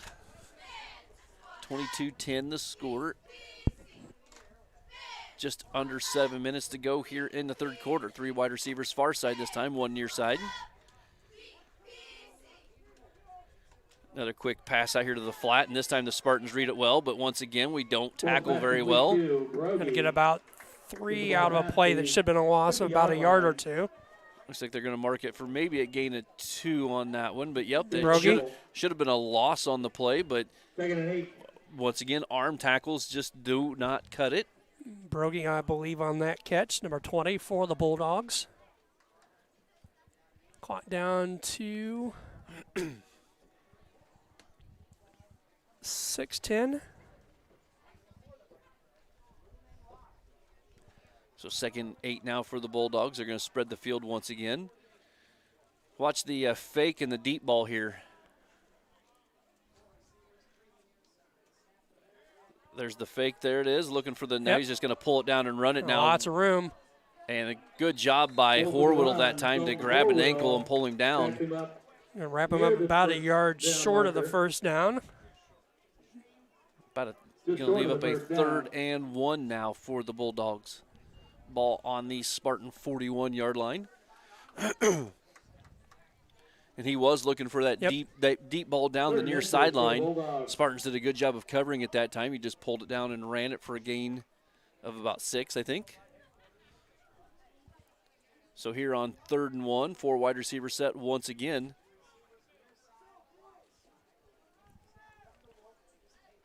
And it's just going to be a straight quarterback draw right off the snap. He's going to break a couple of tackles and finally have enough for the first down up to the Spartan 34-yard line. Jake Brown on the stop. Aquin.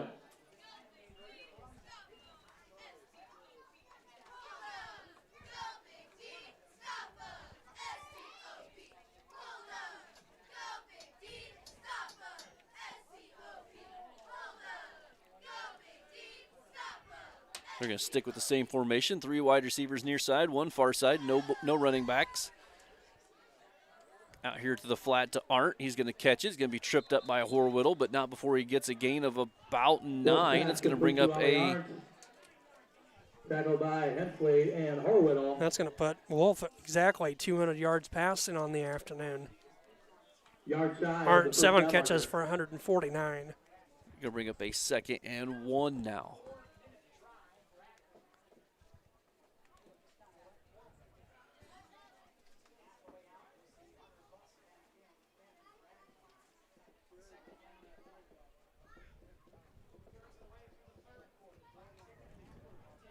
So 4-minute mark here in the third quarter. Aquin going to come out once again, 4 wide receiver set.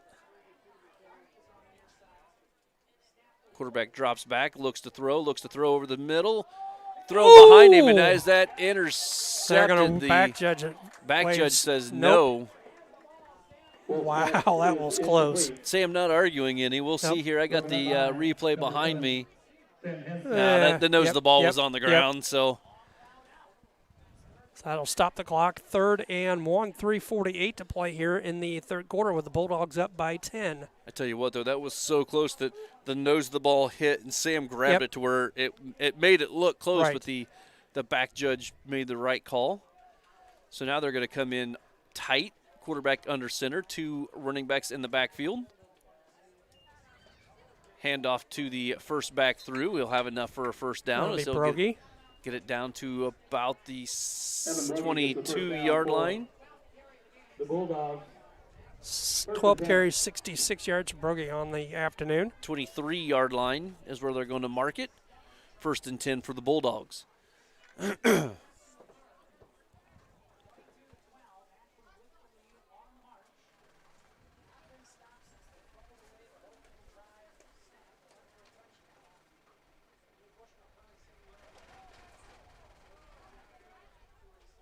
Two wide receiver set this time. Going to be handoff to Broggie. He's going to take it off the far side. He's going to have a pretty good gain. Going to cut it back inside. He's going to have enough for a first down. Broggie brought down by a host of Spartans. Horwittle on the stop. Gain of 12. Yeah, seeing if they were going to move the chains or not. Seeing where they marked him out of bounds. It'll be a first down. 12.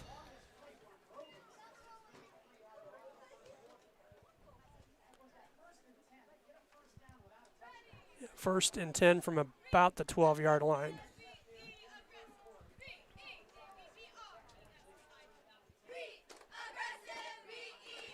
Handoff's going to be kept by the quarterback. That's Hively in at quarterback. Hively in there at quarterback, and he's going to be in for the touchdown.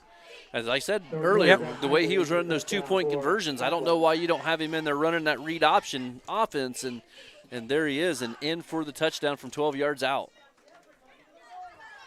Going to make it a 28-12 ball game. 2:50 to play here in the third quarter. And he's going to stay in at quarterback for the 2-point conversion.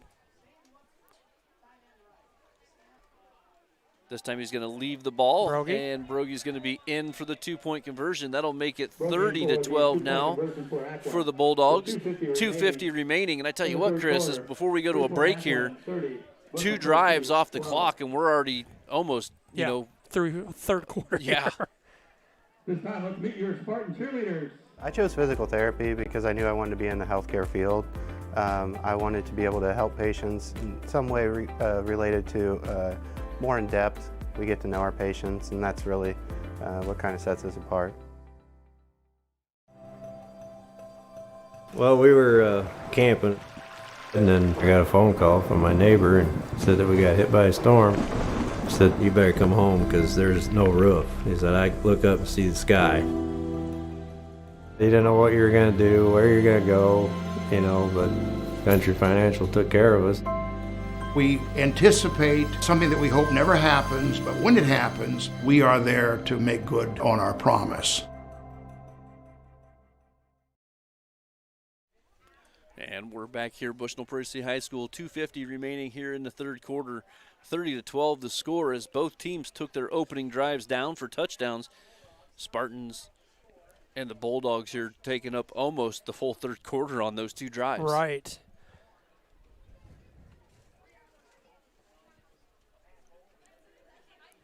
Back deep looks like Dalton Huffman and Brown now back deep to return. Well, Lane Huffman a little shaken up at the trainer's table after that first kickoff. Kickoff's going to go to Dalton Huffman. He's going to return it up the center of the field. He's going to break a tackle, try to bring it near side, get wrapped up finally, and he's going to be brought down just shy of the 30, just shy of the 40-yard line, up to about the 37.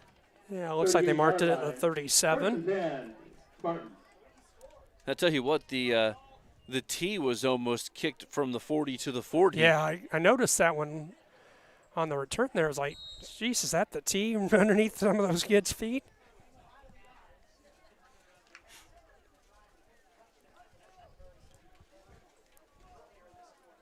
No running backs, 2 tight ends, 2 wide receivers for the Spartans. Only a 2-man rush. He's got a man here in the flat. Finally hits Brown in the flat. That's going to be enough for a first down and some more as he puts his shoulder down. He finally gets drug out of bounds, but not before he's into Bulldog territory, all the way down to about the 44-yard line. Call that about an 8. We'll give 18 on the play from Hensley to Brown.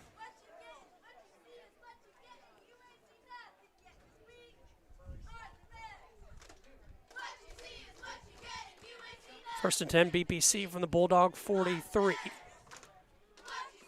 2 running back set this time. Handoff's going to go to Horwittle. He's going to look for a hole.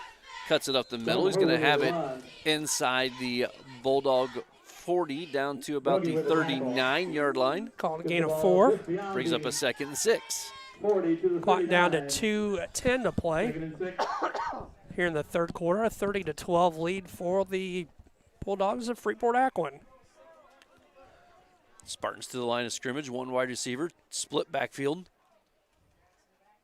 Handoff to Ben Powell. He's going to try to turn it upfield. Use some speed to get to the sideline.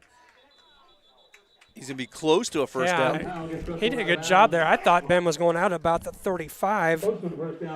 And it's going to be extremely close. They'll set the down. Yeah, just short. I'm going to call it a 3rd down and short now for the Spartans as they come right to the line of scrimmage. Looks like they're in the offset power I formation once again. Give Ben 6 on the play. Hensley's going to keep it off the far side. He's going to fumble the ball. And it's going to be recovered by Aquin as the ball was just stripped away from Hensley as he was trying to fight forward for some extra yardage. Ball down on the field, recovered by Freeport Aquin. So they'll take over the Bulldogs well with 1:21 to play here in the third quarter at their own 34-yard line.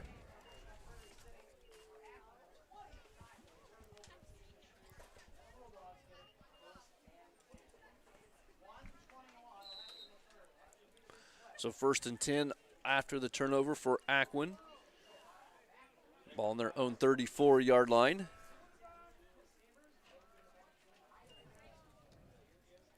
Quarterback's going to pull the ball. Hively. Yeah, Hively's in there, and he's going to ball ball's on the ground out. again, and Spartans BPC got it.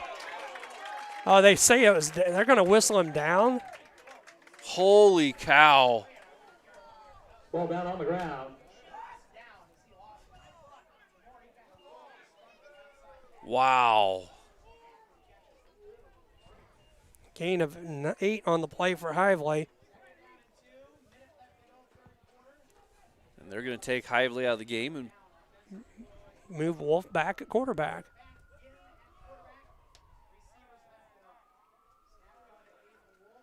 High snap, going to be handoff to Brogy. He's going to bounce it outside, but he gets wrapped up. Going to be a little short. Wrapped up by Ben Powell around the ankles, preventing him from getting to the first down. It's going to bring up a 3rd and short. Clock under 30 seconds to play here in the third quarter.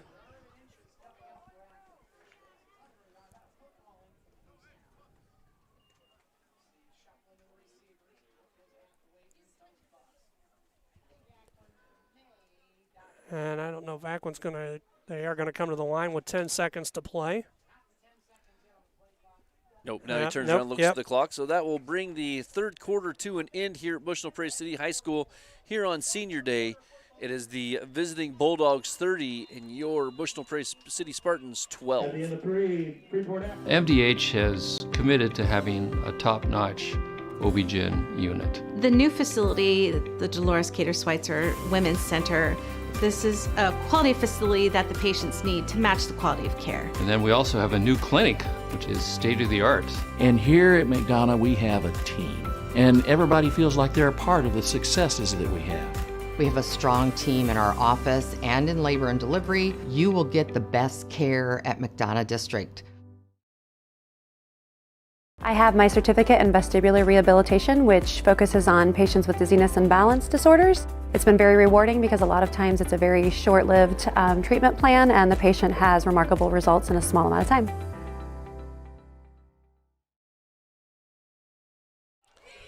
And we're back here at Bushnell Prairie City High School, 30-12 the score, 12 minutes now on the clock for the fourth quarter. And it is 3rd and 1 for the Bulldogs.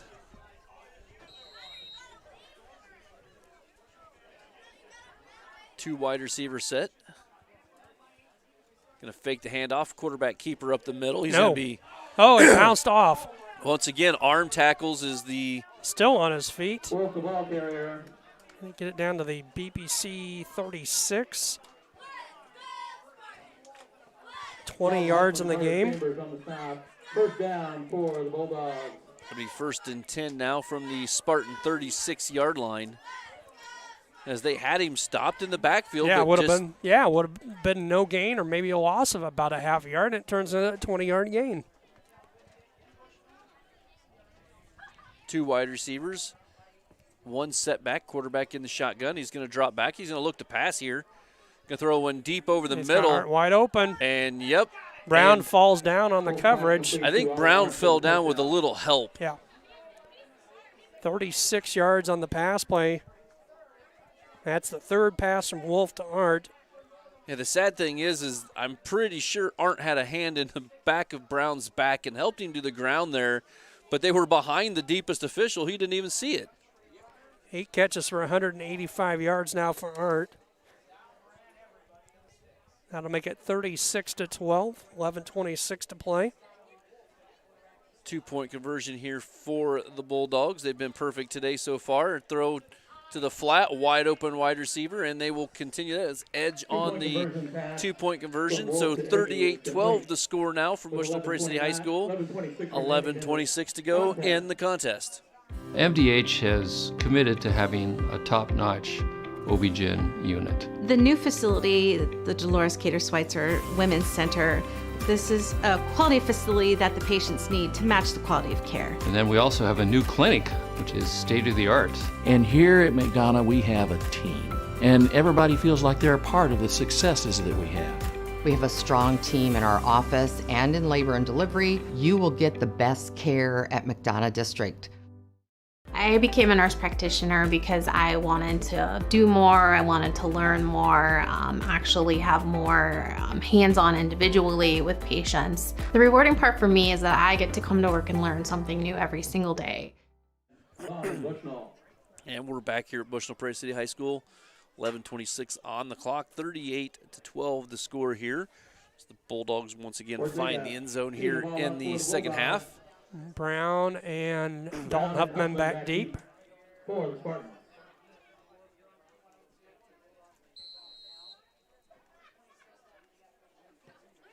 Deep line drive kick going to be fielded by Brown at about the 7-yard line. He's going to bring it up the field and swarmed under about the 21. Yeah, it looked like he was trying to look for a hole to develop, and didn't was develop. just brought down before anything could happen for him. So it'll be 1st and 10 Spartans, ball on about the 21-yard line. 38-12 advantage for Freeport Aquin. After they set it down again, we'll say it's a 22-yard line now.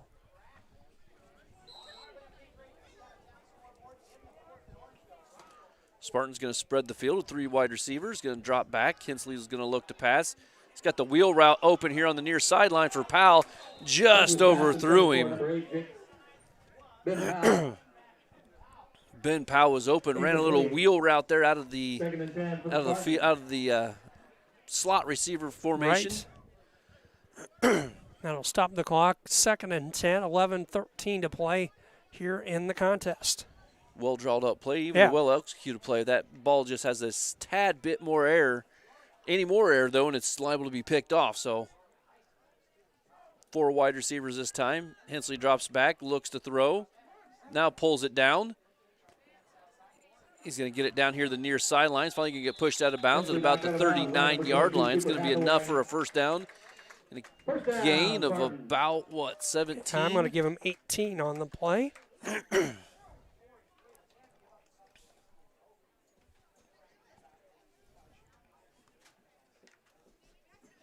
Sam making a good decision there, seeing what he had in front of him. Now they're going to come out with a 4 wide receiver set. 2-man rush. They got a spy there for Hensley this time, but he's going to get caught up in the inside. Hensley's going to throw it into the ground as Brown was the intended receiver, but Art was right there in coverage. Ali Art on the coverage for Aquin.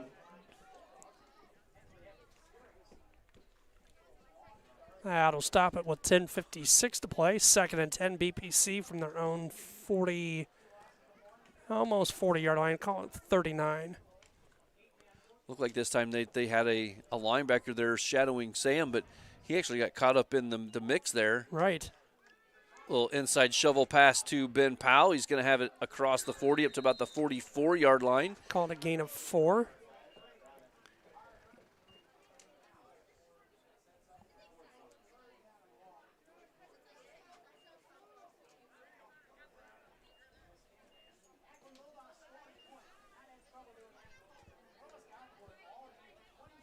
10:30 to go.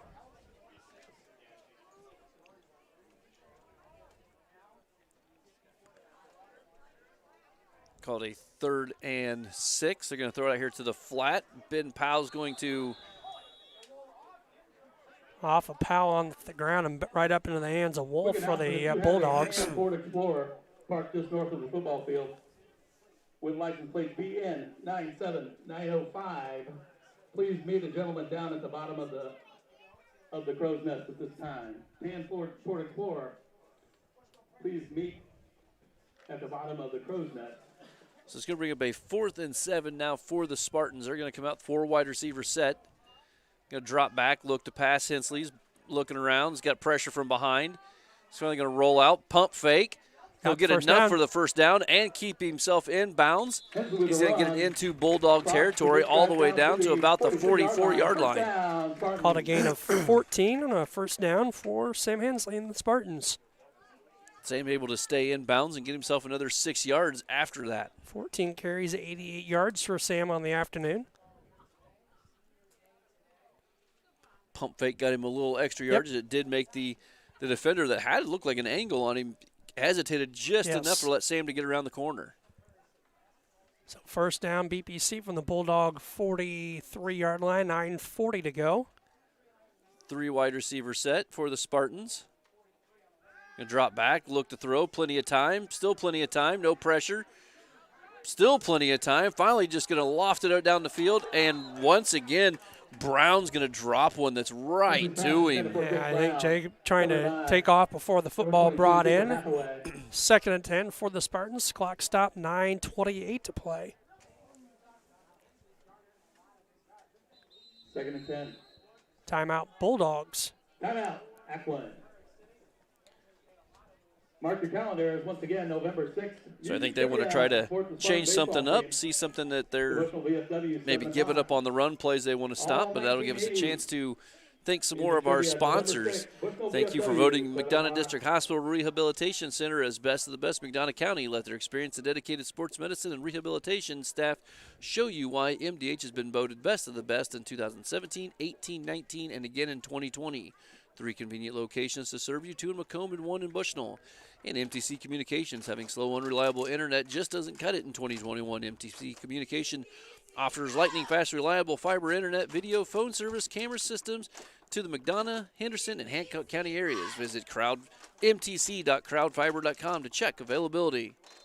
Some top 25 scores. We'll pass those along to you here in just a little bit.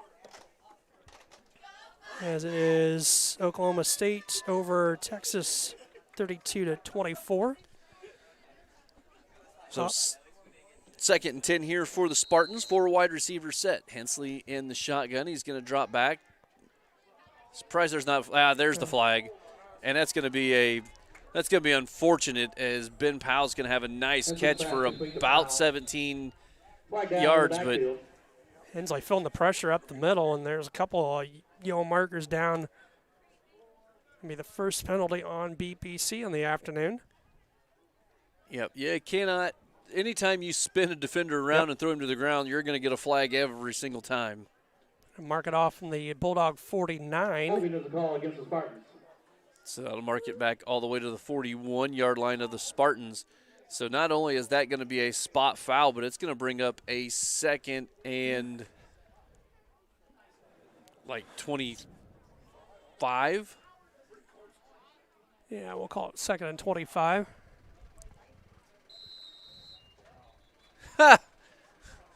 And we're going to get a false start on BPC. Flag down. And that, I don't even know, that's just lack of concentration. Yep. How do you run on a whistle? So that'll mark it off. 5 more. Call it 2nd and almost 30 for BPC. Clock stopped at 9:12 to play. So the 2nd, and we're going to call it 30 now for the Spartans. Ball at the BPC 26. First down markers at the Bulldog 33. Hensley's going to try to get outside. Finally breaks off the would-be tackler. Still no one to throw to. Just run it. At this point, just run it.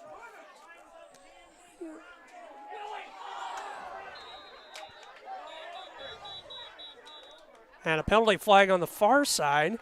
Yeah, they're going to have probably a legal forward pass. No, not a legal forward pass. He was still Crosses. behind the line of scrimmage, but there was an illegal man downfield as Carter Chambers was down around the 42-yard line. But at that point, you got to run it. Yeah.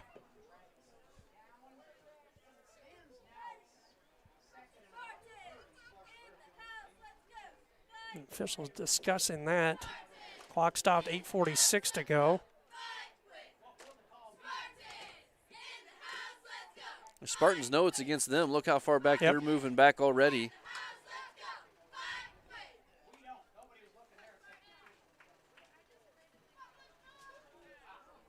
So they're going to mark off. Loss of down, so now a third and. So it was he was past the line of scrimmage when he let that go, so it's a loss of down. So it'll bring up a third and like 35. Yep. 34, actually.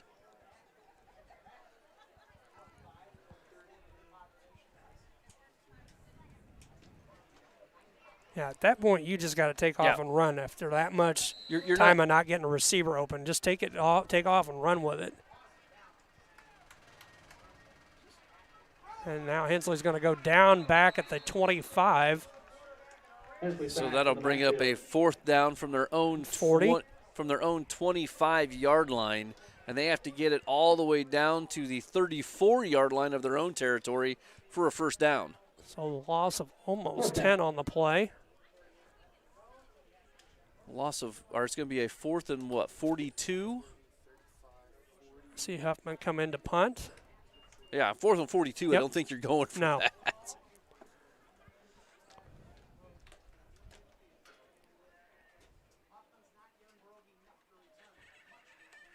Good snap.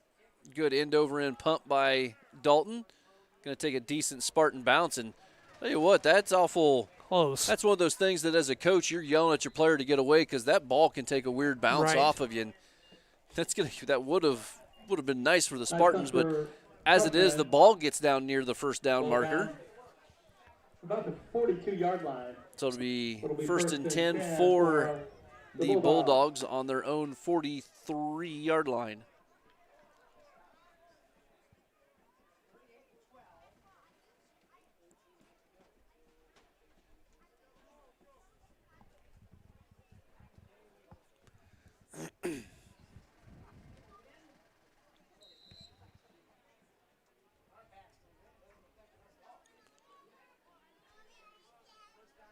So the Bulldogs will come out first and 10. They're going to look to throw, going to drop back, going to arrow one out deep down the center of the field.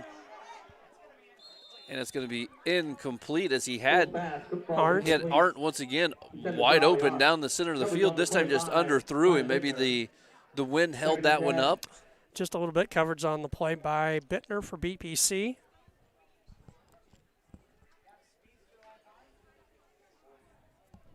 Stops it with 8:05 to play.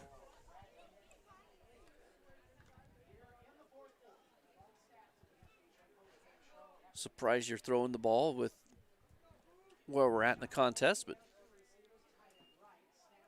handoff going to go up the middle this time. That's Brogy on the carry. He's going to have enough for a first down, but there's going to be a penalty flag thrown right at the 50-yard line. We'll see what this is. It's going to be holding against the Bulldogs. Gain of about 12 on the play.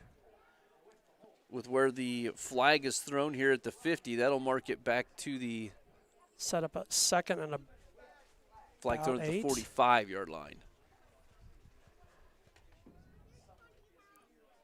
So flag thrown at the Spartan 45-yard line, but holding is a call against Freeport. Looks like they're actually marking it back to the 49-yard line, so it'll mark it all the way back to the 42-yard line of the Bulldogs. So negate the 12-yard gain and call it about a second and 10.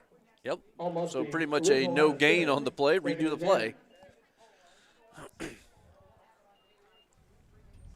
So two wide receivers set this time. One set back. Quarterback in the shotgun. Handoff to Brogy again to the near side. He's going to try to get it to the sideline, and he does, where Horwittl's going to wrap him up after a short gain. Gain of about 2. It's going to bring up a third and call it 8 now for the Bulldogs. Ball's going to be placed right on the or just short of the 45-yard line. 7:20 to play. It's only been the whole game, and I still haven't figured out how this official determines where he's going to mark the Right. ball. He straddled the 45-yard line, went to set the ball down, then moved it back a half yard. So 3rd and 8 for the Bulldogs. 2 wide receivers set. 1 running back, quarterback in the shotgun. Going to drop back. He's going to look to pass. He's going to throw it in the flat. It was going to lead edge a little bit too much. It'll be incomplete. It'll bring up a 4th and 8 now. Ball on their own 44.5-yard line. 6:56 to play. Now for the Bulldogs. So are they going to go for it again here on 4th down, or are we going to see their first punt of the game?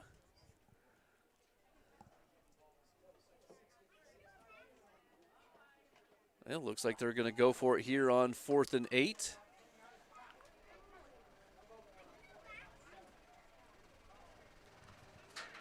Need to cover them. And if you've seen film on Bushnell, you know that's one thing we're susceptible to. Just give them a hard count and everyone will jump, and that's what they did. The whole entire defensive line jumps offside, so that makes it a 4th and 3 now for the Bulldogs. Ball just short of the 50-yard line. So now it's going to be a 4th and, say, about 3 now after the 5-yard mark off. What's the chances they try to do it again just to get a cheap first down? You never know.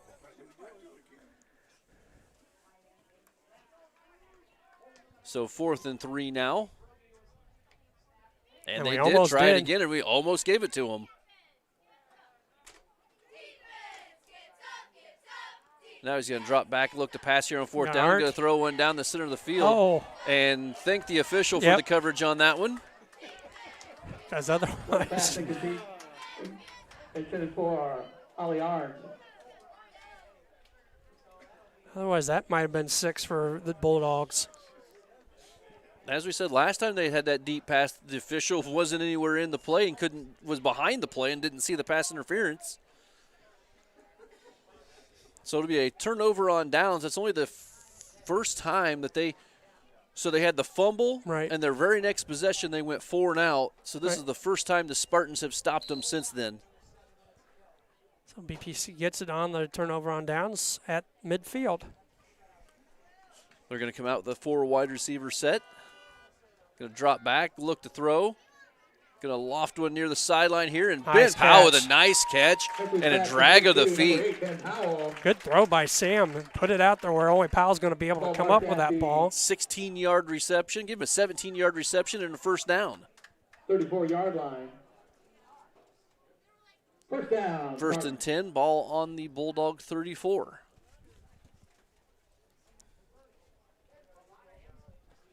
Down to 6:42 to play. 3 wide receivers to the far side, 1 near side. Hensley drops back. He's going to throw it underneath to Powell. He's going to have a short gain on this one. About 3 maybe on the play. Nope. Wow. Wow. I don't Gain think that's maybe a yard. This official over here had marked it 2 yards forward, and the 2 over on the far side marked him where he was pushed backwards. 2 wide receivers set, 2 running backs. Hensley going to gun it over the middle and intended for. Hensley's pass intended. I think it was for Link. Nope. For Jake Willie. Jake Willie. Willie, the intended receiver. 3rd and 8. So it'll bring up a 3rd and 8 now for the Spartans. 6:07 to play. 38-12 lead for the Bulldogs.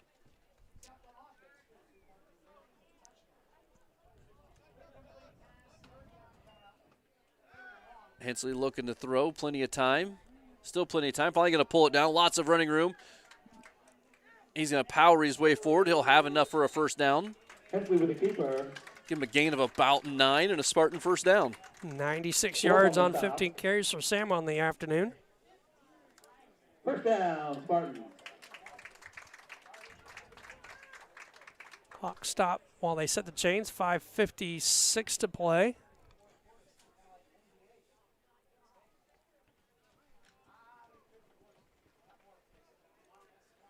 Spartans still going to spread the field. 4 wide receiver set. Just over 5.5 minutes to go here in the contest. Hensley going to throw it to the flat. Horwittle. And it's going to be caught by Horwittle. Complete to Dalton Horwittle. Gain of about 7, maybe? Wolf with We'll the give him a stop. gain of 8. 7-yard gain. Yep, 7. We'll call it a gain of 7. Probably closer to a gain of 6, but we're going to stick with the 7. We're still going to call it a 2nd and 4, though. Ball at the Bulldog 17. Staying in the 4 wide receiver set. Going to be a blitz up the middle. Sam avoids it. Nice little ookie-dook there. Finally going to get slung out of bounds, but I believe he's going to have enough for a first down.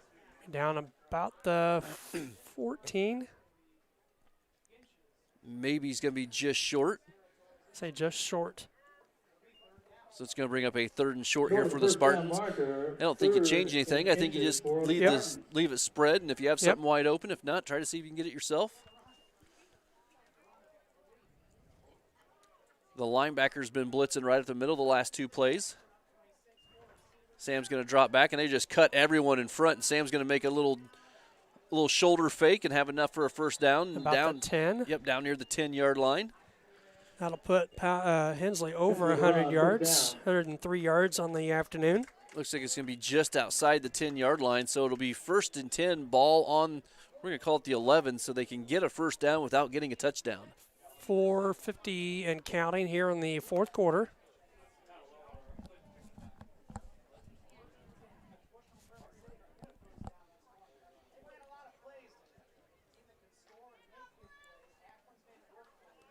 Two wide receivers far side, 2 near side once again for the Spartans.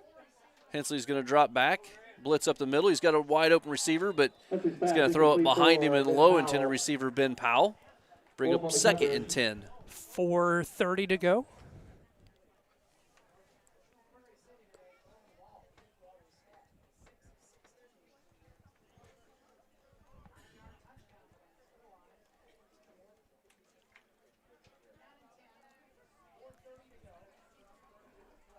Split backfield, 2 wide receivers this time. 2nd and 10 for the Spartans.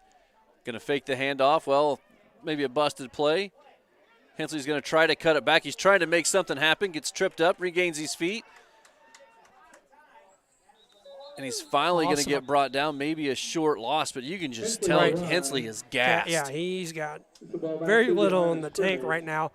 I think that was supposed to be a handoff to Dalton Huffman, and either that or they completely faked me out because it looked like a busted play from the snap. Yeah, and I think it was because you could tell by the way he turned. Yep. And when there was no one there, he looked around real quick. And it's like, oh, there's nobody here. So it'll bring up a 3rd, and we're going to call it a long 10 now, as it did lose about a half yard on the play. 3 wide receivers far side, 1 near side, and Hensley is just gassed. Looking to pass still. He's like anything but run. Wide open receiver, and that's Dalton Huffman in for the touchdown. Touchdown, Dalton Huffman.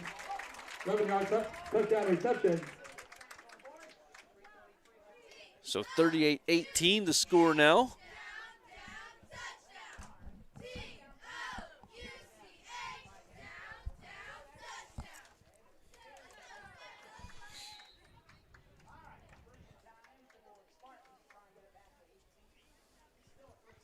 So the 2-point conversion here for the Spartans. Hensley going to roll out left.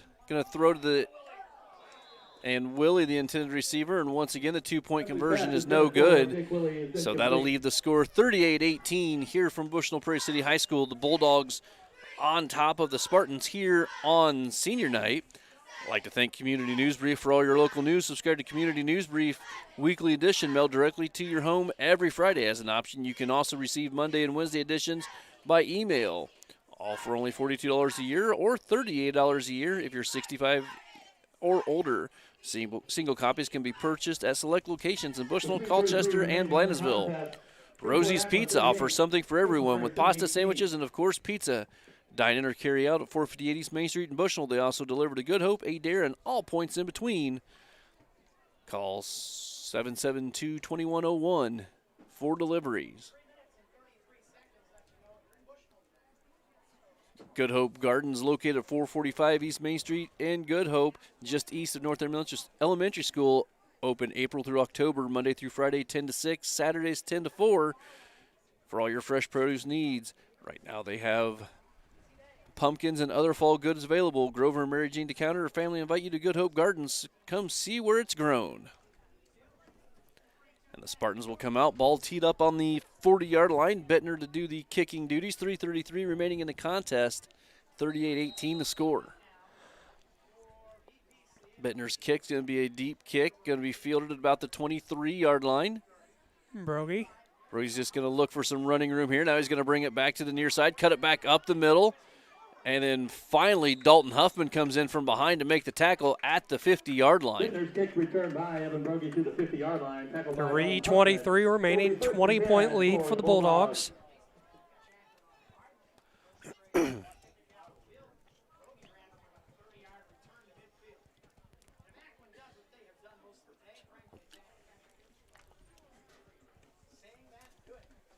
So 1st and 10 for the Bulldogs, nose of the ball on the 50-yard line. They're going to come out with 2 wide receivers set, 1 running back, quarterback in the shotgun. Isley's going to hand it off this time to Brogy. He's going to be brought down after a short gain of about 3. It'll bring up a 2nd and 7. Sam Hensley on the stop for BPC. They got the sophomore Jack Hively back in there at quarterback, and I've mentioned a few times, I think he runs that read option a little better. They pulled him out after what we thought was a fumble that they ruled him down by contact, but now he's back in there to run the run offense, I guess, to probably get some time off the clock. Hively's going to take the snap. Once again, read option. He's going to leave it once again. Brogy. Hensley again on the stop. Gain of about 3. It's going to bring up a 3rd and 4 now, and Brogy did a good job for the Bulldogs of keeping the ball, or staying in bounds to keep the clock running. 2.5 to play. 3rd and 4 now here for the Bulldogs.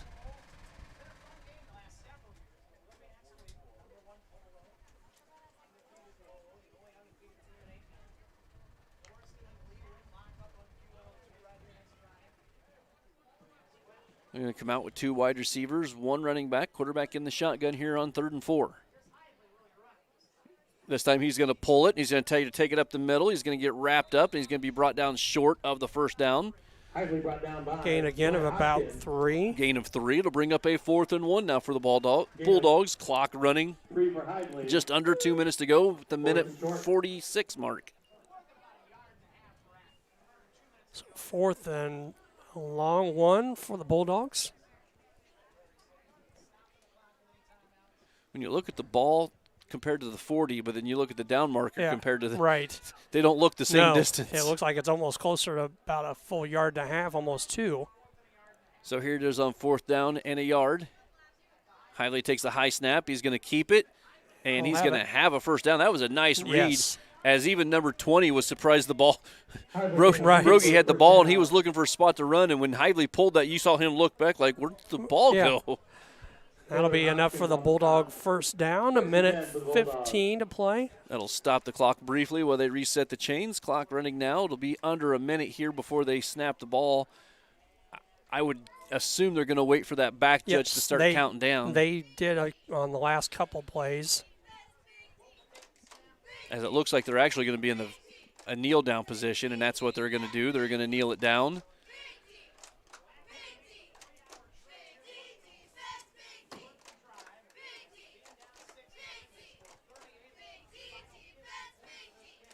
So the Bulldogs just going to take one more knee here as the clock should be down around the, guessing right around the 30-second mark, probably down about the 28 seconds left before they have to snap it again, but anything under 30. So that'll square BPC's record at 4-4. Bulldogs going to move to 6-2. And that's going to end the contest. Both teams going to go ahead and head to the sidelines, even though there's 15 seconds remaining in the contest. It's going to be a final score here from Bushel Prairie City High School. 38-18, Bulldogs on top of the Spartans.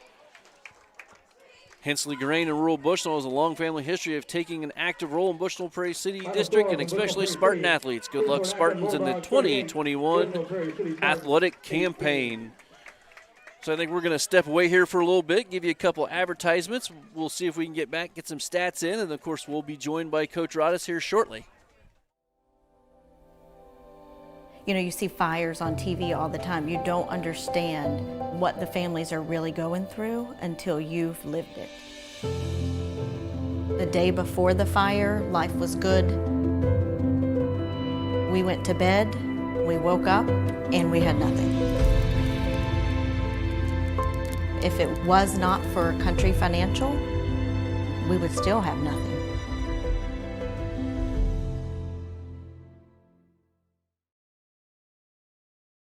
MDH has committed to having a top-notch OB-GYN unit. The new facility, the Dolores Cater Schweitzer Women's Center, this is a quality facility that the patients need to match the quality of care. And then we also have a new clinic, which is state-of-the-art. And here at McDonough, we have a team. And everybody feels like they're a part of the successes that we have. We have a strong team in our office and in labor and delivery. You will get the best care at McDonough District. You know, you see fires on TV all the time. You don't understand what the families are really going through until you've lived it. The day before the fire, life was good. We went to bed, we woke up, and we had nothing. If it was not for Country Financial, we would still have nothing.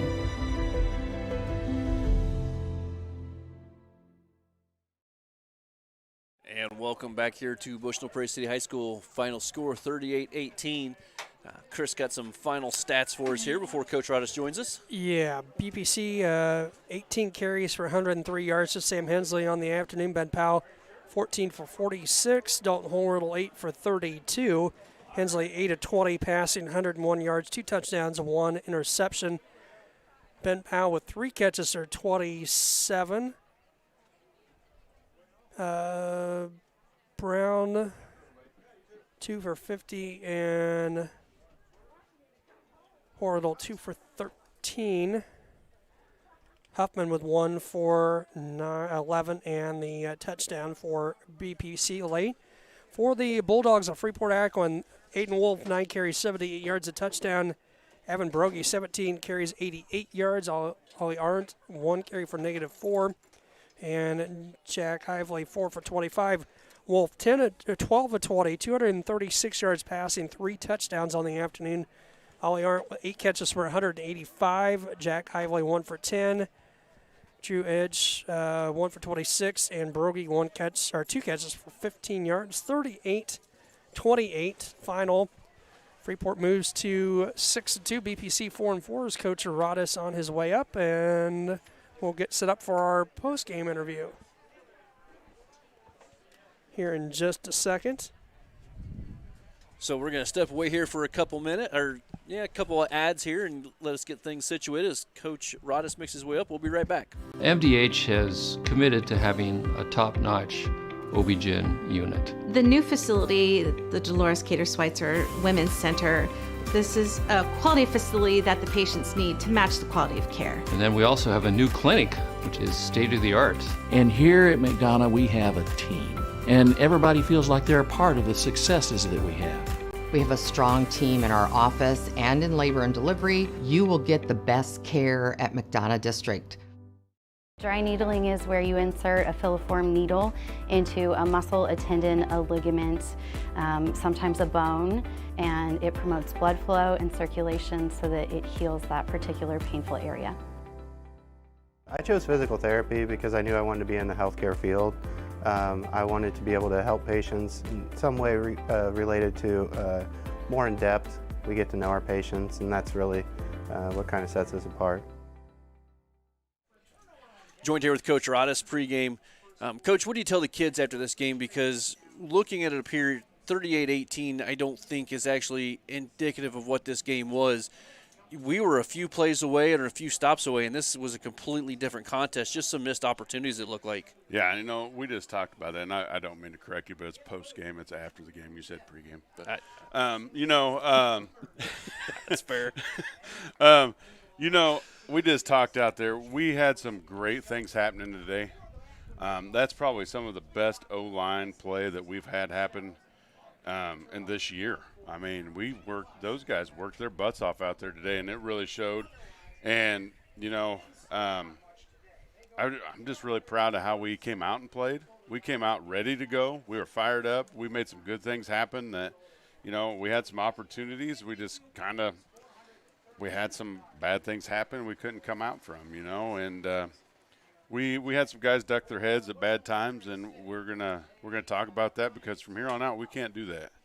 After next week, it's lose and go home and you're done. So we need to make sure those things don't happen because, we were down a little bit there at half. And, we talked at half and I thought they were good and we came out and we just didn't have things go our way. Well, speaking of the half, just before they scored right there before halftime, I said, hey, you know what? We gave up a touchdown last week on the kickoff. Let's see if we can get one back. And I told Chris going into halftime, I said, I think that's a head-hanging moment when they let them score, but that has to be another boost, though, when you see Lane almost get it in. Didn't get it into the end zone. It's going to be like, hey, you know what? We're still in this. We can still do stuff. Yes, and that's it. That's the things we got to build off of is those good things happening. And we got to notice those good things and get excited about those things. Sometimes I feel like we're overthinking everything and they're wanting to think about the next play when they should be enjoying that big play and big things happening, But, I'm excited for these guys. If we play like we did today, and then, next week, we should see some good things. Well, Coach, that's a heck of a team there that just came down 3 hours to play here. And they play some teams up there that are pretty darn good. So, I'm impressed with the way our guys played today. Their 2 losses are to 2 top 5 teams in the state. Right? And then next week they play I believe they play undefeated Polo next week to end their season. Yep. So, and I mean, that could be a team that we may see here in the next couple of weeks. You were correct. Speaking of next week, though, we're going to make that same trip down to south of Springfield again. A little different. We'll make a couple turns different. Yeah, we're definitely not taking the back roads like we did last week. Right? But going into Pawnee, did you say anything to the kids out there about going in next week and finishing strong on the season? Yeah, I told them. We just talked about that. We have to. It's a short week. We play on a Friday. This Saturday transition's rough. Better than the Thursday. Yeah, right. Yeah, like McCormick had to deal with that Thursday deal over there. I don't know, but short week. But we gotta stay physical like we just did today, and we need to get off that bus and be just like that. And we did that at South Fork. I thought we did okay getting off the bus. So hopefully we've learned how to do that because we're going to have to do it the next week probably too. So, I'm just – these guys are starting to gel as a group. They're trying to figure some things out, and hopefully we're doing it at the right time. Well, Coach, we appreciate you coming up here, and I'll probably talk to you later on this week before we get down there to Pawnee, and then we'll see you next week for Pawnee and to end the season, regular season. Regular season. Let's hope we can keep going after that. But, no, I appreciate everything you guys do. Thank you. Appreciate it. Thanks, Coach. Yep. Coach Roddice joined us post-game interview there. Hey, I've only been awake for like 2.5 hours, so we're going to step away here for a quick minute, and we'll be right back. I grew up in a small town in Missouri, and I like the feel of community. I like knowing the people that I take care of and knowing the people around me, providing care for someone that you know is in this community and helping them to get better. Dry needling is where you insert a filiform needle into a muscle, a tendon, a ligament, sometimes a bone, and it promotes blood flow and circulation so that it heals that particular painful area. And we're back here at Bushnell Prairie City High School. Final score 38-18. The Spartans fall to 4-4 on the season. Chris, we're going to make that 2-hour drive once again next week to Pawnee and see if we can't come out 5-4. Yeah, let's hope. And, I thought all in all, I know, like you said, for one of the early questions to Coach Roddice, not really the score, maybe not indicative of how BPC played. Hats off again, like he said, to the offensive line, Sam Hensley. I mean, you could just see out there those linemen and Sam were just gassed late in this fourth quarter. Is not the outcome you want on senior day, but you got one more to go. And like Coach Rice said, hopefully come off the bus, play like we played today, 4 quarters like that at Pawnee, and you never know. Well, 38-18 the final score for Chris Frankhauser. I'm Jeff Borders. We will see you Friday night from Pawnee. Have a good weekend. Thanks.